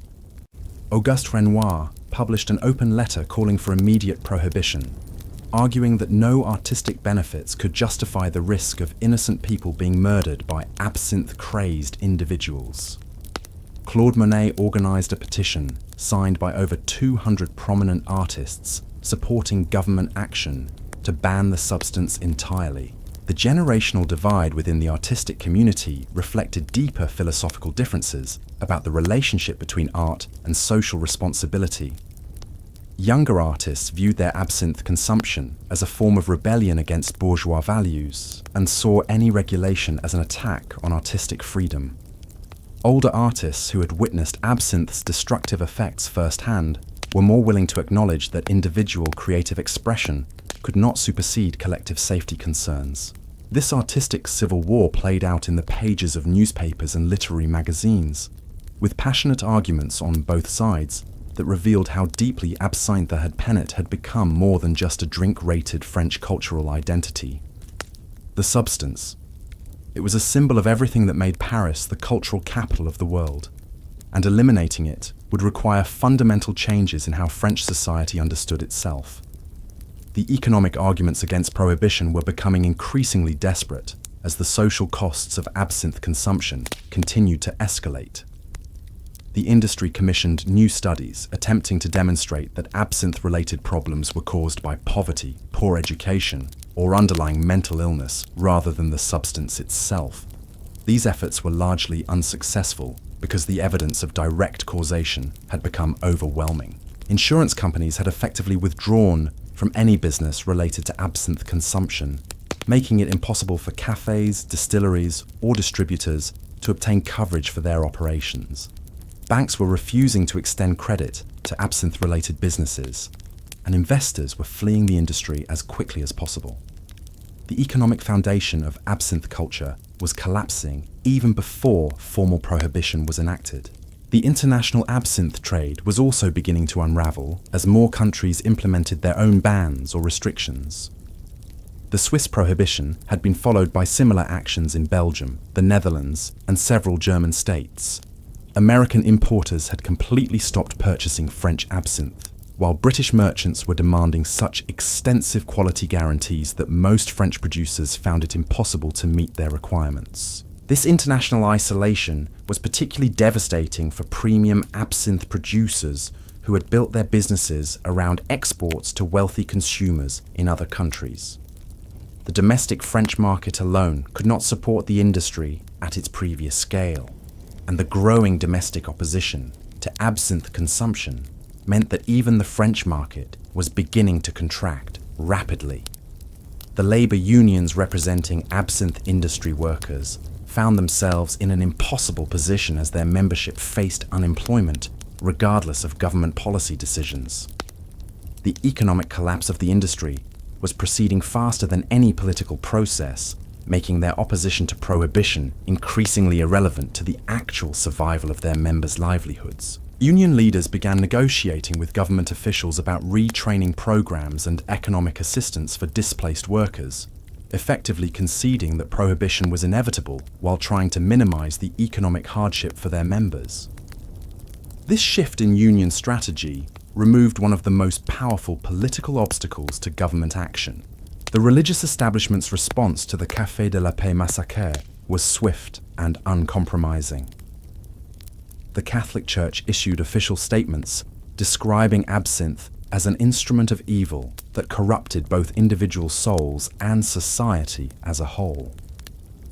Cardinal Richard of Paris delivered a sermon comparing absinthe consumption to devil worship, arguing that the substance opened human minds to demonic influences that could transform ordinary people into instruments of supernatural malevolence. These religious condemnations carried enormous political weight in a country where Catholic voters represented a significant portion of the electorate.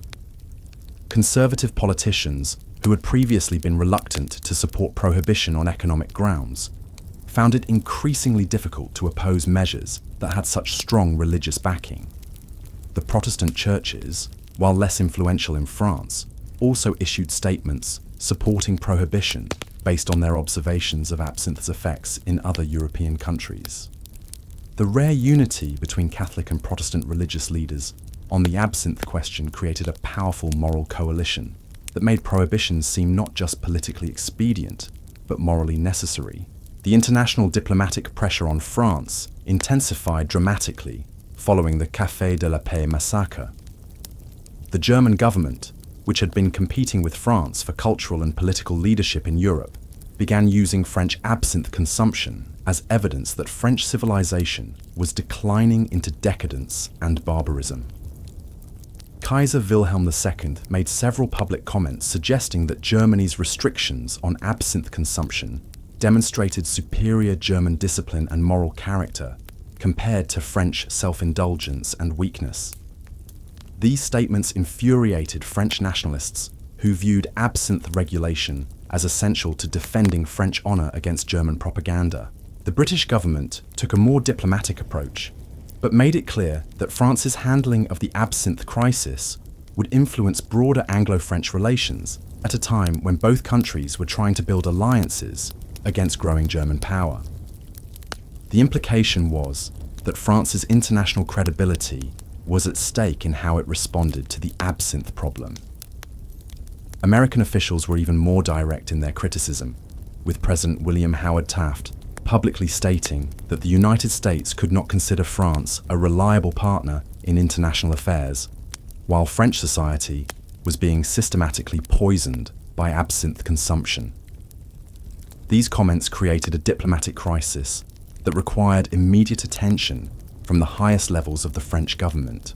The military implications of the absinthe crisis had become impossible to ignore as European tensions continued to escalate toward what would become World War I. French military commanders were reporting increasing problems with soldiers who showed signs of absinthe-related cognitive impairment, including difficulty following orders, poor judgment in dangerous situations, and unpredictable emotional reactions under stress. General Joseph Joffre, who would later lead French forces during the early years of World War I, conducted confidential assessments showing that absinthe consumption was undermining military readiness across all branches of the armed services.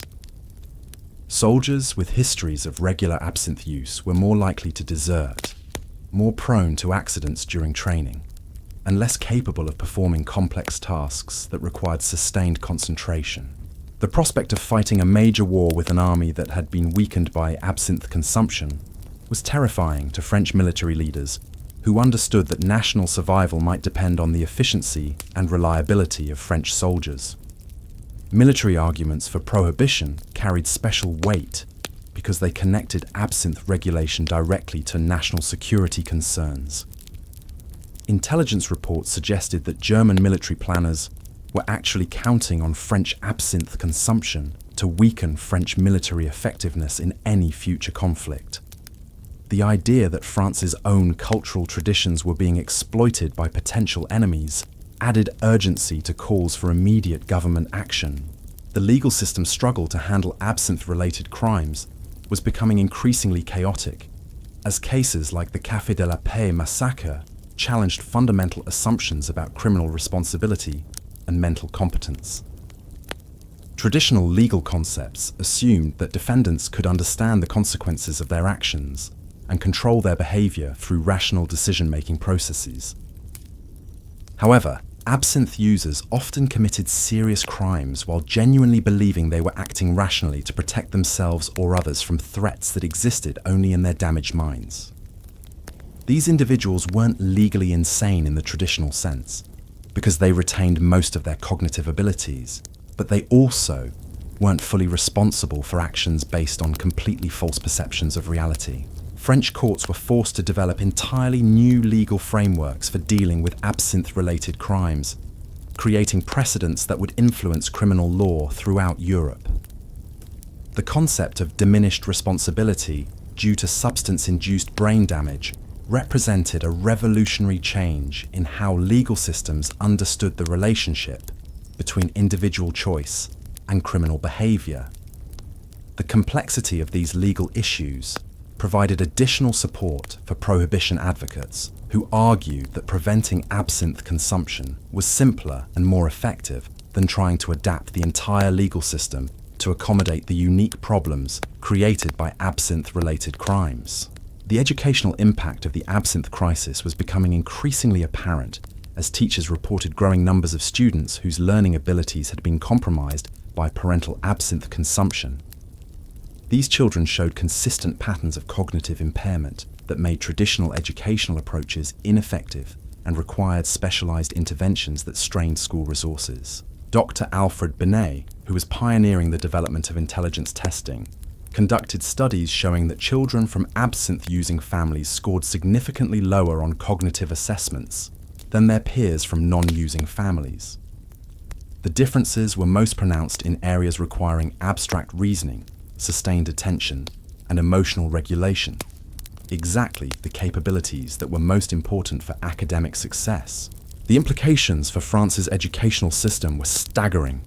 If an entire generation of French children was being cognitively impaired by their parents' absinthe consumption, the country's intellectual and cultural leadership would inevitably decline over time. The prospect of France falling behind other nations due to substance-induced cognitive damage among its youth created powerful incentives for immediate government intervention. Educational reformers who had previously focused on curriculum changes and teaching methods began advocating for prohibition as the most effective way to protect children's intellectual development. Their arguments carried special weight because they were based on empirical evidence rather than moral or political considerations. The medical profession's unity in supporting prohibition was unprecedented in French history. Professional medical associations that normally disagreed about treatment approaches and research priorities were unanimous in their conclusion that absinthe posed unacceptable risks to public health that could only be addressed through complete prohibition.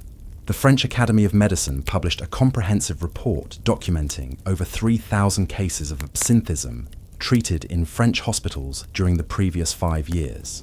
The consistency of symptoms across different regions and social classes provided overwhelming evidence that absinthe itself, rather than underlying social or psychological factors, was responsible for the epidemic of neurological damage being observed throughout French society. International medical conferences were increasingly focused on the absinthe crisis as physicians from other countries sought to understand and prevent similar problems in their own populations. French medical researchers found themselves in the awkward position of being world experts on a public health disaster that their own government had failed to address effectively. The scientific reputation of French medicine was beginning to suffer as international colleagues questioned how a country with such advanced medical knowledge could continue to allow mass consumption of a substance that was clearly causing widespread brain damage. Professional pride became another factor pushing French physicians toward increasingly militant advocacy for immediate prohibition. The pharmaceutical industry's attempts to develop treatments for absinthism had largely failed, reinforcing arguments that prevention through prohibition was the only realistic approach to the crisis. Companies that had invested heavily in research aimed at reversing absinthe-induced brain damage were forced to acknowledge that the neurological changes appeared to be irreversible once they reached advanced stages. The few treatments that showed any promise required intervention during the earlier stages of absinthe use before significant brain damage had occurred. However, the gradual and often hidden nature of absinthe's effects meant that most users didn't seek treatment until their condition had progressed beyond the point where medical intervention could be effective. This therapeutic pessimism provided additional scientific justification for prohibition advocates, who argued that eliminating access to absinthe was the only way to prevent the irreversible brain damage that the substance caused. If medical science could not cure absinthism, then preventing people from developing the condition became the only rational public health strategy. The failure of treatment approaches also highlighted the insidious nature of absinthe's effects on human consciousness. Unlike other forms of substance abuse that users eventually recognized as problematic, absinthe seemed to damage the very brain functions that would normally motivate people to seek help, creating a vicious cycle where those who most needed treatment were least likely to recognize their condition. The women's rights movement found itself deeply divided over the absinthe question, as feminist leaders struggled to balance concerns about women's autonomy with growing evidence of the substance's dangers.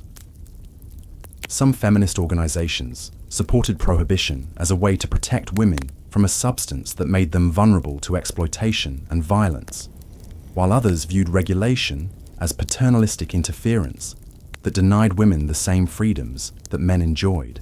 The case of Marguerite Steinheil had become a rallying point for feminists who argued that absinthe consumption was particularly dangerous for women because it undermined their ability to protect themselves from male aggression. They pointed to increasing reports of sexual assault and domestic violence involving absinthe-impaired women as evidence that the substance posed unique risks to female safety. However, other feminist voices argued that focusing on absinthe regulation distracted from more fundamental issues of women's legal and economic inequality. They maintained that women's vulnerability to substance-related problems was primarily a result of their limited options and social power, rather than inherent female weakness that required special protection. The feminist debate over absinthe reflected broader tensions within the women's rights movement about whether women should be treated as equal to men in all respects, or whether gender differences required different approaches to social policy. This philosophical divide would continue to influence feminist thought long after the absinthe crisis had been resolved. The cultural implications of potential prohibition extended far beyond the immediate question of substance regulation to fundamental issues about the nature of French identity and values. Absinthe had become so deeply embedded in French artistic and intellectual life that eliminating it would require reimagining what it meant to be part of French cultural tradition. The ritual aspects of absinthe consumption had evolved into elaborate ceremonies that connected contemporary French society to historical traditions and cultural values. The careful preparation of absinthe, with its specialized equipment and precise techniques, represented a form of cultural knowledge that had been passed down through generations and had become part of France's intangible heritage. Many French intellectuals genuinely feared that prohibiting absinthe would mark the beginning of a broader cultural decline, where France would lose the creative vitality and intellectual courage that had made it the cultural capital of Europe. They argued that the substance had played an essential role in the artistic achievements of the Belle Époque, and that eliminating it would reduce French culture to conventional mediocrity. However, the mounting evidence of absinthe's destructive effects was making these cultural arguments increasingly difficult to sustain in the face of scientific evidence and public safety concerns. The question was no longer whether absinthe had cultural value, but whether that value was worth the systematic destruction of human minds that continued absinthe consumption would inevitably cause. The international reputation of French culture was also at stake as reports of absinthe-related violence and madness spread throughout Europe and America. Foreign observers who had once viewed Paris as the pinnacle of civilization and sophistication were beginning to see French absinthe culture as evidence of decadence and social decay. This shift in international perception threatened France's cultural soft power at a time when European nations were competing for global influence and prestige. The country that had given the world the Enlightenment, the Declaration of the Rights of Man, and countless artistic masterpieces was in danger of becoming synonymous with substance-induced madness and violence. The economic calculations surrounding prohibition were becoming increasingly complex as the true costs of absinthe consumption became apparent. While the industry generated significant tax revenue and employment, the social costs of treating absinthism, dealing with absinthe-related crimes, and supporting families destroyed by the substance far exceeded any economic benefits. A comprehensive cost-benefit analysis commissioned by the Ministry of Finance revealed that every franc generated by absinthe sales was offset by nearly 15 francs in social costs, making the industry a massive drain on public resources rather than a contributor to economic growth. These calculations included not just direct medical expenses, but also lost productivity, increased crime rates, educational interventions, and social services for affected families. The tourism industry, which had initially benefited from international fascination with Parisian absinthe culture, was experiencing dramatic declines in revenue as foreign visitors became reluctant to travel to a city associated with substance-induced violence.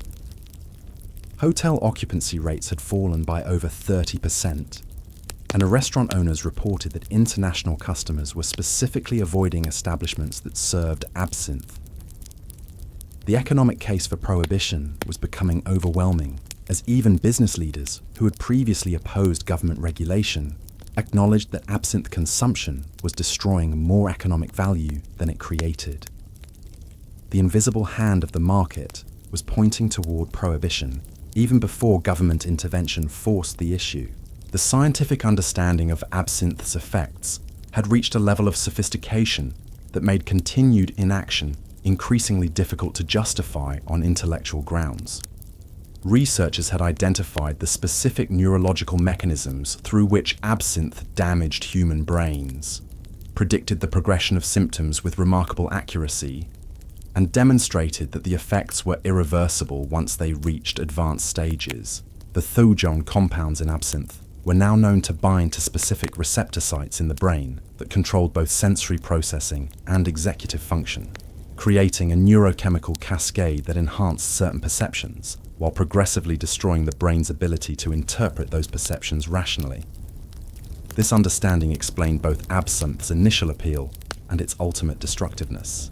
The accumulation of scientific evidence had eliminated virtually all reasonable doubt about absinthe's dangers, making opposition to prohibition increasingly dependent on non-scientific arguments about individual freedom, cultural tradition, or economic concerns. The medical case for prohibition was as strong as the scientific evidence for any public health intervention in human history. The international scientific community was watching France's handling of the absinthe crisis as a test case for how modern nations should respond to public health emergencies involving psychoactive substances. The precedent set by French policy decisions would influence similar debates in other countries for decades to come. The year 1910 would mark the final chapter in the absinthe saga as all the scientific, economic, cultural, and political forces that had been building for over a decade finally converged to force decisive government action. The only question remaining was whether French authorities would act quickly enough to prevent further tragedies, like the Café de la Paix massacre, or whether additional horrors would be required to overcome the remaining political obstacles to prohibition. The pressure reached a boiling point when Dr. Auguste Forel from Switzerland published his groundbreaking comparative study in early 1910. Forel had been tracking the neurological effects of absinthe across multiple European populations, and his findings were more devastating than anyone had anticipated. What made his research particularly compelling was that he had studied identical twins, where one twin consumed absinthe regularly, while the other remained abstinent. The brain scans revealed shocking differences between the twins after just 18 months of divergent substance use. The absinthe-consuming twins showed measurable shrinkage in specific brain regions, particularly areas responsible for impulse control and reality testing. Even more disturbing, these changes appeared to be accelerating rather than stabilizing, suggesting that the damage would continue worsening as long as consumption continued. Forel's twin studies eliminated the last scientific arguments that absinthe's effects might be due to underlying genetic predispositions or environmental factors. Here was definitive proof that the substance itself was directly causing irreversible brain damage in otherwise healthy individuals. The implications were staggering because they suggested that millions of Europeans were unknowingly destroying their own minds through what they believed was harmless social drinking. The medical establishment across Europe reacted to Forel's findings with unprecedented alarm. The Royal College of Physicians in London issued an emergency statement warning that absinthe consumption represented the greatest threat to human neurological health in recorded medical history. German physicians published similar warnings, while Italian medical journals began referring to absinthe as liquid insanity. What made the situation even more urgent was Forel's discovery that the brain damage began much earlier than previously understood. Even moderate users who consumed absinthe only occasionally showed measurable neurological changes within 6 months of their first exposure. This meant that virtually everyone who had ever tried absinthe was potentially at risk, regardless of how carefully they monitored their consumption. The psychological mechanism behind absinthe's addictive properties was finally understood through Forel's research. The substance didn't just create physical dependency like alcohol or morphine, but actually rewired the brain's reward systems to make normal consciousness feel incomplete and unsatisfying.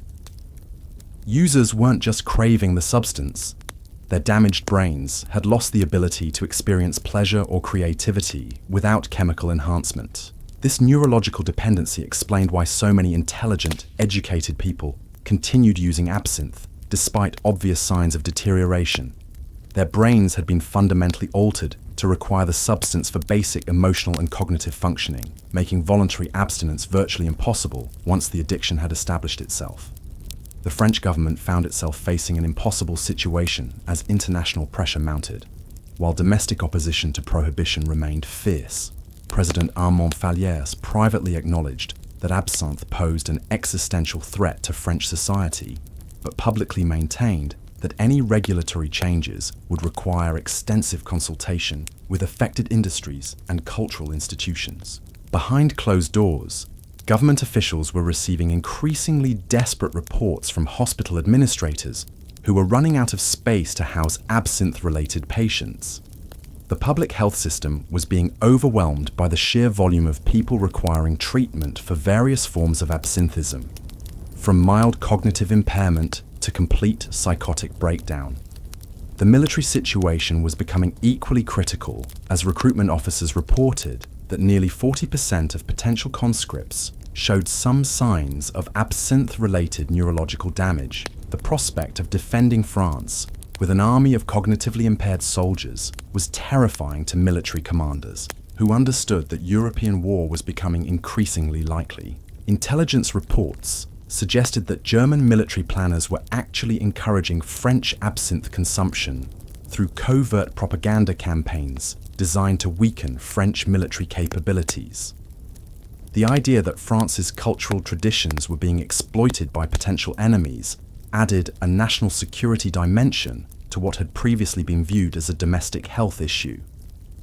The economic arguments for prohibition were becoming overwhelming as the true scope of absinthe's social costs became apparent. Insurance companies had calculated that absinthe-related claims were costing the French economy over 200 million francs annually, a sum that exceeded the total revenue generated by the entire absinthe industry by a factor of 8. Banking institutions were reporting increasing defaults on loans to businesses and individuals whose economic productivity had been compromised by absinthe consumption. The substance was creating a cascade of economic disruption that extended far beyond the immediate health costs to affected individuals and their families. The labour movement's position on absinthe had shifted dramatically as union leaders recognized that substance-impaired workers were more vulnerable to industrial accidents and economic exploitation. What had once been viewed as a worker's right to recreational intoxication was increasingly seen as a threat to worker safety and economic security. Strike organisers reported that absinthe-using workers were less reliable participants in labour actions, more easily manipulated by management, and more likely to accept dangerous working conditions without protest. The substance that had once been associated with artistic rebellion was actually undermining the working-class solidarity that was essential to effective labour organising. The international diplomatic consequences of France's absinthe crisis were escalating beyond mere criticism to actual economic sanctions.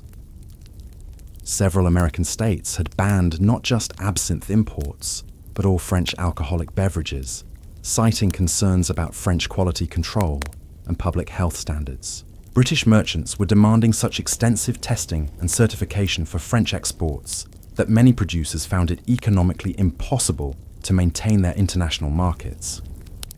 The reputation damage was spreading beyond absinthe to affect France's entire export economy, threatening industries that had no connection to the controversial substance. The German government was using French absinthe consumption as propaganda evidence that French civilization was declining into decadence and moral corruption. Kaiser Wilhelm II made increasingly pointed comments about German cultural and moral superiority, using absinthe as a symbol of everything that was wrong with French society. These international humiliations were particularly galling to French nationalists who viewed their country's cultural achievements as central to national identity and international prestige. The idea that France was being mocked and marginalized because of a single psychoactive substance created powerful political pressure for immediate government action. The artistic community's internal divisions over absinthe were becoming increasingly acrimonious as the evidence of the substance's dangers accumulated. Younger artists who continued defending absinthe were being ostracized by their more established colleagues, creating professional and social tensions that were destroying creative collaborations and artistic institutions. The Société des Artistes Français, one of the country's most prestigious artistic organizations, voted to expel any member who publicly advocated for continued absinthe consumption. This unprecedented action split the artistic establishment and forced many prominent figures to choose between their substance use and their professional associations. Pablo Picasso, who had been one of absinthe's most vocal defenders, quietly reduced his own consumption after several close friends experienced severe psychological breakdowns that appeared directly related to their absinthe use. However, he continued to oppose prohibition publicly, viewing any government regulation as an unacceptable constraint on artistic freedom. The generational divide within artistic circles was becoming more pronounced as older artists, who had witnessed absinthe's long-term effects, became increasingly militant in their opposition to the substance. Auguste Rodin organized a group of senior artists who pledged to refuse collaboration with any younger artists who continued using absinthe regularly. This artistic civil war was particularly damaging because it was destroying the mentorship relationships and collaborative networks that had made Paris the center of European cultural innovation. The creative community that had produced some of history's greatest artistic achievements was being torn apart by disagreements over substance use.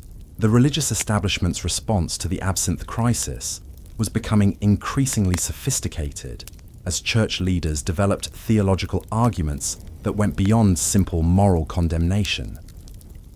Catholic theologians began arguing that absinthe consumption represented a form of spiritual suicide that violated fundamental Christian teachings about the sanctity of human consciousness. Pope Pius VI issued a papal encyclical specifically addressing the absinthe crisis, describing the substance as an instrument of Satan designed to corrupt the divine gift of human reason, Pom. This official church position carried enormous weight in a predominantly Catholic country and created irresistible pressure for Catholic politicians to support prohibition. Protestant churches throughout Europe followed with similar condemnations, creating rare ecumenical unity on a social policy issue. The theological argument that absinthe consumption violated religious obligations to preserve God-given mental faculties resonated powerfully with religious voters across denominational lines. The moral dimension of the absinthe debate was further complicated by growing evidence that the substance was being used to facilitate sexual assault and other violent crimes. Police reports documented increasing numbers of cases where absinthe had been used to incapacitate victims, or where perpetrators claimed absinthe-induced hallucinations as justification for their actions. The legal system's struggle to handle these cases was creating public safety concerns that extended far beyond the immediate effects of absinthe consumption. Traditional concepts of criminal responsibility were breaking down as more defendants claimed diminished capacity due to substance-induced brain damage. French courts were forced to develop entirely new legal frameworks that distinguish between voluntary intoxication and involuntary neurological impairment caused by cumulative substance exposure. These legal innovations were being watched closely by jurists throughout Europe who were grappling with similar challenges in their own legal systems. The complexity of absinthe-related legal cases was creating enormous backlogs in the court system while generating enormous costs for legal proceedings that often lasted months or years. The economic burden of processing these cases was becoming another hidden cost of continued absinthe consumption that society could no longer afford. The educational impact of the absinthe crisis was extending beyond immediate concerns about affected children to fundamental questions about France's intellectual future. University administrators reported declining academic performance among students from absinthe-using families, suggesting that the cognitive damage was affecting even the country's most privileged and educated youth. The École Normale Supérieure, France's most elite educational institution, conducted confidential assessments showing that students with histories of family absinthe exposure scored significantly lower on standardized examinations than their peers from non-using families. These differences were most pronounced in subjects requiring abstract reasoning and creative problem solving, exactly the intellectual capabilities that were most important for future leadership positions. The implications for France's competitive position in science, technology, and culture were staggering. If an entire generation of French intellectuals was being cognitively impaired by their parents' substance use, the country would inevitably fall behind other nations in the global competition for scientific and cultural achievement. Educational reformers who had spent decades working to improve French schools were forced to acknowledge that their efforts were being undermined by a single psychoactive substance that was systematically damaging students' learning capabilities before they ever entered the classroom. The medical profession's understanding of absinthe's effects had reached unprecedented sophistication through the development of new diagnostic techniques and research methodologies. Dr. Jean-Martin Charcot's students at the Salpêtrière Hospital were using innovative neurological assessments to identify absinthe-related brain damage in its earlier stages, often before users themselves were aware that their cognitive functioning had been compromised. These early detection methods revealed that the prevalence of absinthe-related neurological damage was far higher than previously understood.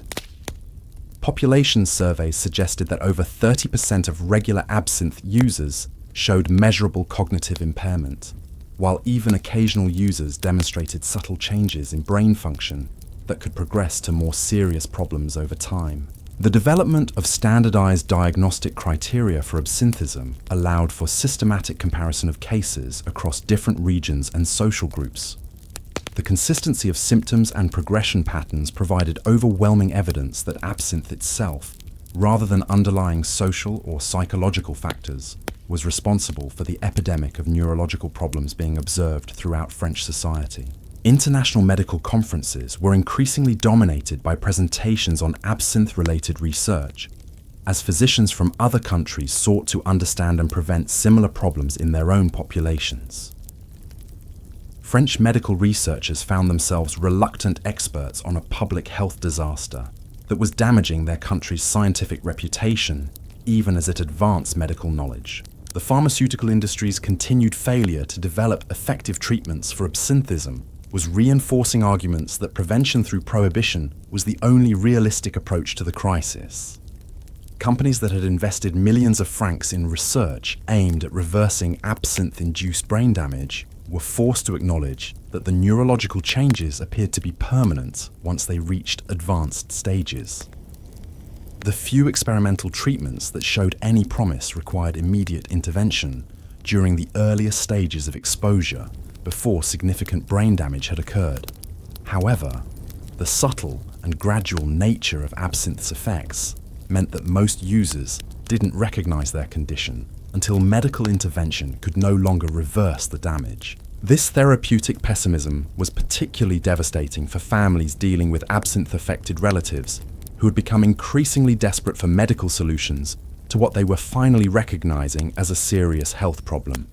The realization that their loved ones' conditions were essentially incurable was creating secondary psychological trauma that extended the social impact of the absinthe crisis.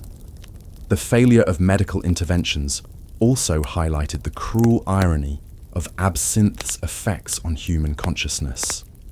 The substance damaged the very brain functions that would normally motivate people to seek help, creating a vicious cycle where those who most needed treatment were least capable of recognizing their condition or cooperating with therapeutic interventions.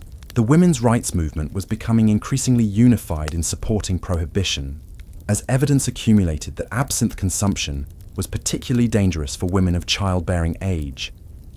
Medical studies revealed that even moderate absinthe use during pregnancy could cause developmental abnormalities in children that persisted throughout their lives. The feminist argument for prohibition was becoming more sophisticated as women's rights advocates argued that protecting female reproductive health was essential to advancing women's social and economic equality. They maintained that substance-induced cognitive impairment among women undermined efforts to demonstrate female intellectual capabilities and professional competence. However, A minority of feminist voices continue to argue that prohibition represented paternalistic government interference that treated women as incapable of making rational decisions about their own bodies and lives. These debates reflected deeper philosophical divisions within the women's rights movement about the relationship between individual autonomy and collective welfare. The discovery that absinthe exposure could affect unborn children provided prohibition advocates with their most emotionally compelling arguments about intergenerational justice and social responsibility. The idea that adult substance use choices were condemning innocent children to lives of cognitive impairment resonated powerfully across political and cultural lines. The cultural implications of potential prohibition were becoming more complex as French society grappled with fundamental questions about the relationship between artistic achievement and consciousness alteration. The romantic notion of the tortured artist whose suffering produced transcendent beauty was being challenged by scientific evidence that substance-induced suffering actually diminished rather than enhanced creative capabilities. Art historians were beginning to re-examine the artistic achievements of the Belle Époque period to determine whether absinthe had genuinely contributed to creative breakthroughs or simply created the illusion of enhanced creativity while actually limiting artistic development. These scholarly investigations were revealing that many celebrated works had been created during periods of sobriety rather than absinthe intoxication. The realization that absinthe might have hindered rather than helped artistic achievement was profoundly disturbing to French intellectuals who had built their identities around the mythology of chemically enhanced creativity. The possibility that their cultural heroes had succeeded despite, rather than because of their substance use, challenged fundamental assumptions about the nature of artistic genius. International observers of French culture were increasingly viewing absinthe consumption as evidence of cultural decline rather than sophisticated artistic sensibility.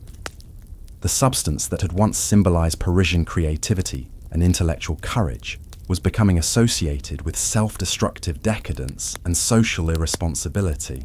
The economic calculations surrounding prohibition were becoming increasingly precise as economists developed more sophisticated methods for measuring the social costs of substance abuse. The hidden expenses associated with absinthe consumption were far greater than anyone had previously understood, including reduced economic productivity, increased healthcare costs, higher crime rates, and diminished educational outcomes. A comprehensive economic impact study revealed that absinthe consumption was reducing French gross domestic product by approximately 3% annually, a staggering sum that exceeded the economic output of several smaller European countries. These calculations included not just direct costs, but also opportunity costs, representing economic value that was never created due to substance-impaired human capital. The tourism industry's decline was accelerating as international visitors became increasingly reluctant to travel to a country associated with substance-induced violence and social disorder.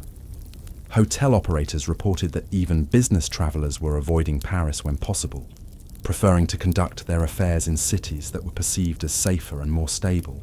The reputational damage to French exports was spreading beyond alcoholic beverages to affect luxury goods, fashion, and cultural products that depended on France's image as a centre of sophistication and refinement. The economic multiplier effects of the absinthe crisis were threatening industries that had no direct connection to the controversial substance.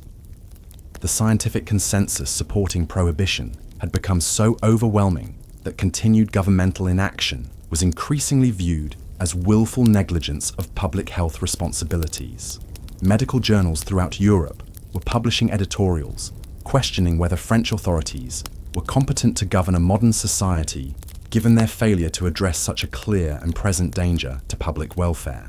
The international scientific community was beginning to view France as a cautionary example of how not to respond to public health emergencies involving psychoactive substances. The precedent being set by French policy decisions would influence similar debates in other countries for decades to come, making the stakes of the prohibition decision much larger than immediate domestic concerns. research institutions in other countries were conducting their own studies of absinthe's effects, generally confirming the French findings while reaching even more alarming conclusions about the substance's dangers. The consistency of research results across different populations and methodologies had eliminated virtually all scientific doubt about the need for immediate intervention. The accumulation of scientific evidence had reached a point where opposition to prohibition was becoming intellectually untenable for anyone who accepted the validity of empirical research and evidence-based policymaking. The debate was shifting from questions about whether absinthe was dangerous to questions about how quickly and completely it should be eliminated from society. The year 1910 marked the final convergence of all the scientific, economic, cultural and political forces that had been building around the absinthe crisis for over a decade. The only remaining question was whether French authorities would act decisively to prevent further tragedies, or whether additional catastrophes would be required to overcome the last vestiges of political resistance to prohibition. The mounting pressure from every sector of society, medical, economic, military, religious, educational and cultural, had created conditions where continued inaction was becoming politically impossible, regardless of the economic costs or cultural disruption that prohibition might cause. The green fairy that had once symbolized Parisian sophistication and artistic achievement was about to become a casualty of its own destructive success in capturing the minds and souls of an entire generation. The tipping point came in the autumn of 1910, when a series of events unfolded with such devastating clarity that even the most ardent defenders of absinthe could no longer deny the inevitable. It began with what medical historians would later call the October Horror, a week-long period that saw 17 separate incidents of absinthe-related violence across Paris, each more disturbing than the last. The most shocking case involved Dr. Henri Moreau, a respected physician at the Hôpital Saint-Louis, who had been secretly consuming increasing quantities of absinthe for nearly 2 years. Moreau had managed to conceal his deteriorating condition from colleagues and patients alike, maintaining his professional duties with apparent competence even as his grip on reality steadily weakened. On October 12th, during what should have been a routine surgical procedure, Moreau became convinced that his patient's internal organs were infested with supernatural parasites that only he could see. Witnesses described how he began operating with increasingly frantic intensity, claiming he was saving the patient from demonic possession while actually causing massive internal trauma that would prove fatal. The operating theatre descended into chaos as nurses and assistants tried to restrain Moreau, who continued insisting that invisible creatures were escaping from the patient's body and threatening everyone in the room. His detailed medical knowledge, combined with complete disconnection from reality, created a horrific spectacle that traumatized everyone present. When police finally subdued Moreau, they found his personal quarters filled with elaborate diagrams mapping what he believed was a vast conspiracy of supernatural entities that had infiltrated Paris through the water supply. His journals revealed months of increasingly paranoid observations about colleagues and patients whom he suspected of being possessed by the same demonic forces he claimed to be fighting. The Moreau case was particularly devastating because it demonstrated that absinthe's effects could remain hidden even in professions requiring the highest levels of cognitive precision and ethical responsibility. If a respected physician could perform surgery while experiencing complete psychotic delusions, then no one could claim immunity from the substance's destructive influence. The medical establishment's response was swift and unprecedented. The French Medical Association held an emergency assembly where over 3,000 physicians voted unanimously for immediate and complete prohibition of all absinthe production and distribution.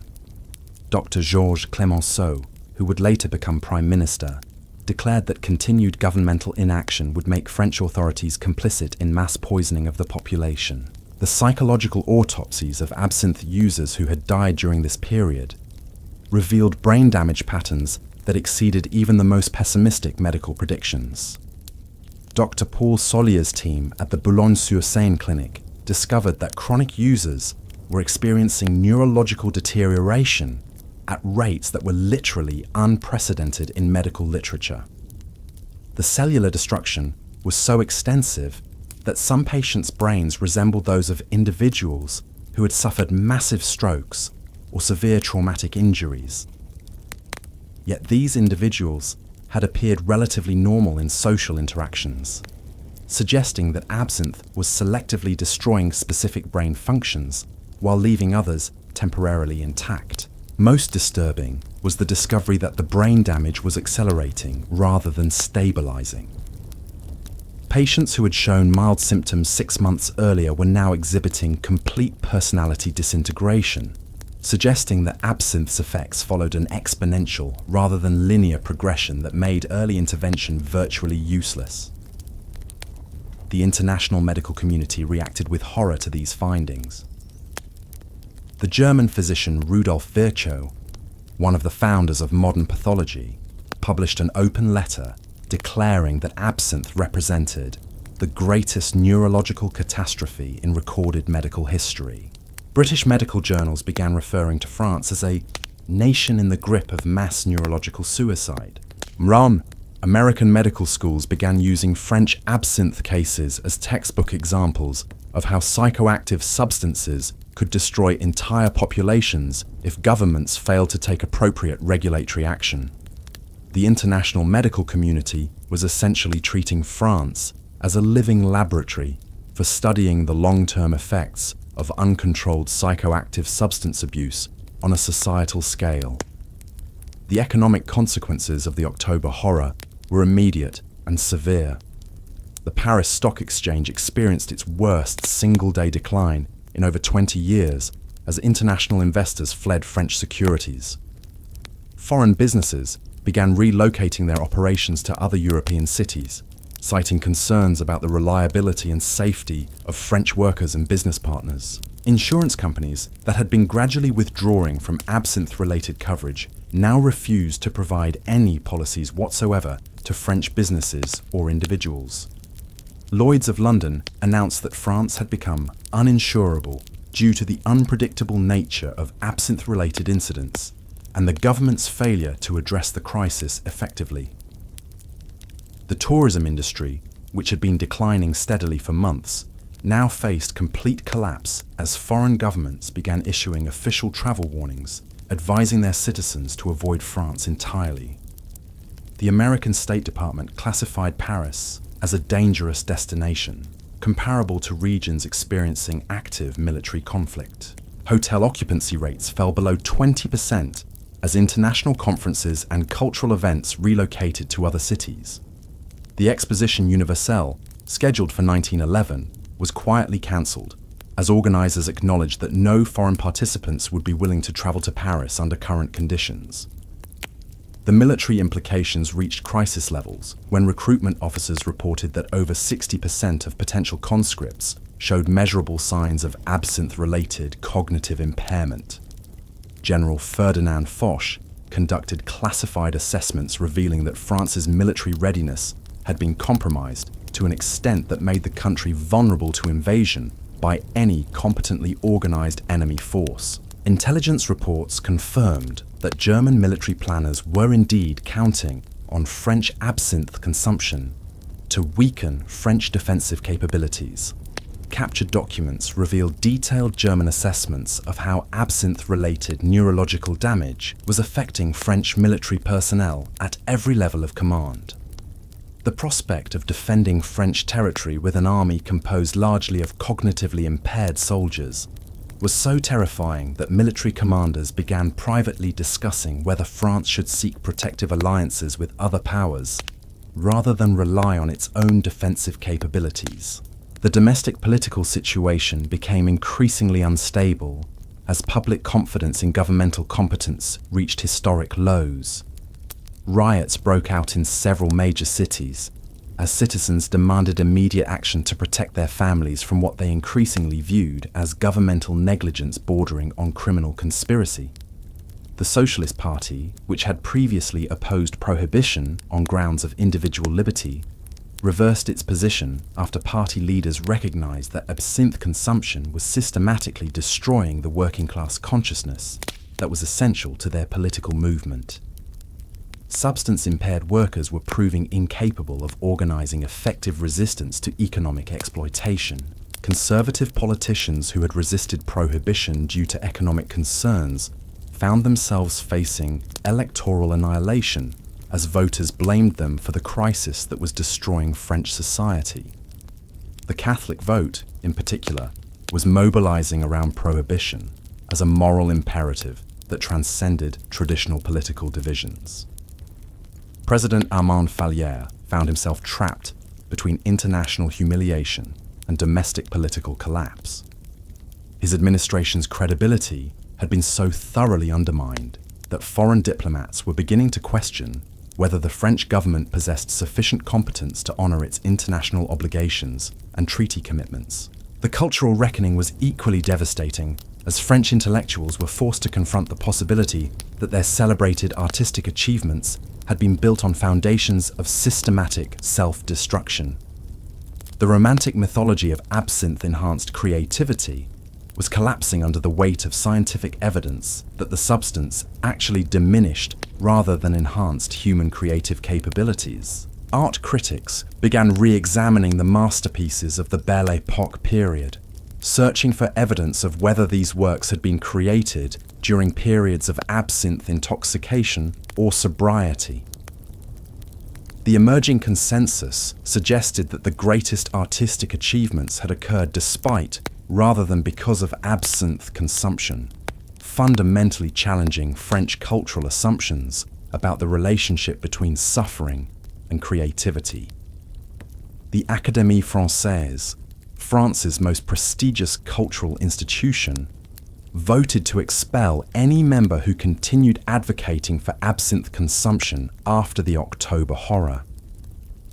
This unprecedented action split the French intellectual establishment and forced many prominent figures to choose between their substance use and their cultural standing. International perceptions of French culture had shifted dramatically from admiration to pity, as foreign observers began viewing French absinthe consumption as evidence of cultural decline rather than sophisticated artistic sensibility. The country that had once been synonymous with intellectual achievement was becoming associated with self-destructive decadence. The religious establishment's response reached new levels of militancy as church leaders began organizing mass prayer vigils, specifically focused on ending the absinthe crisis. Cardinal Amet of Paris delivered sermons describing absinthe as Satan's final assault on Christian civilization, language that resonated powerfully with religious voters who were demanding immediate government intervention. The rare unity between Catholic and Protestant churches created unprecedented religious pressure for prohibition.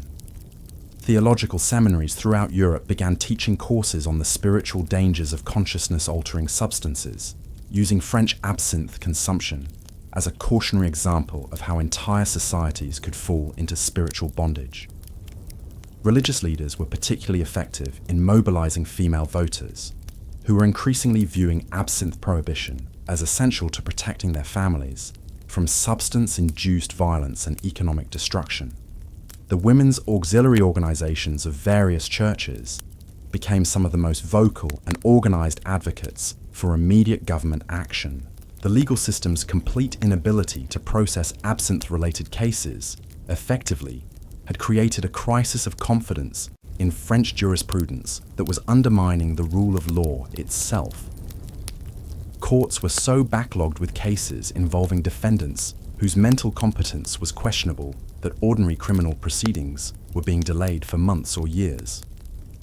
The development of new legal frameworks for addressing substance-induced diminished capacity had created enormous complexity and uncertainty in criminal proceedings.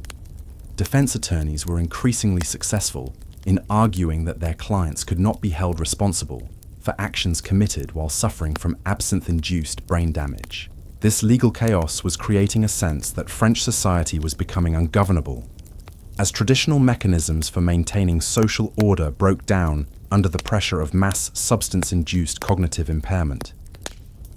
Public confidence in the justice system reached historic lows as citizens lost faith in the government's ability to protect them from absinthe-related violence. The educational crisis was reaching catastrophic proportions as teachers reported that increasing numbers of students were arriving at school with cognitive deficits that made traditional instruction impossible. Children from absinthe-using families required specialized interventions that strained educational resources while producing disappointing results. University administrators were documenting dramatic declines in academic performance that correlated directly with family histories of absinthe consumption. The École Polytechnique, France's most elite engineering school, reported that students from absinthe-affected families were failing at rates that threatened the institution's academic standards. The implications for France's competitive position in science and technology were staggering. The country that had produced some of history's greatest scientific achievements was facing the prospect of intellectual decline that would make it impossible to compete with other nations in the emerging global economy. Educational reformers who had devoted their careers to improving French schools were forced to acknowledge that their efforts were being systematically undermined by a single psychoactive substance that was damaging students' learning capabilities before they ever entered the classroom.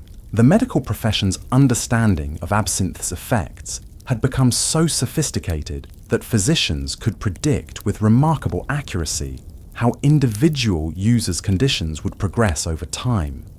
This predictive capability made continued inaction seem like deliberate negligence of medical knowledge and professional responsibilities, and so the Green Fairy's reign of terror came to an end. On August 28, 1914, just weeks before the outbreak of World War I, France finally banned absinthe completely. By then, the damage was incalculable.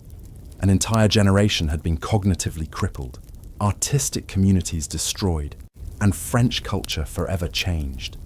The substance that had once symbolized Parisian sophistication became a cautionary tale about the dangers of prioritizing individual pleasure over collective survival.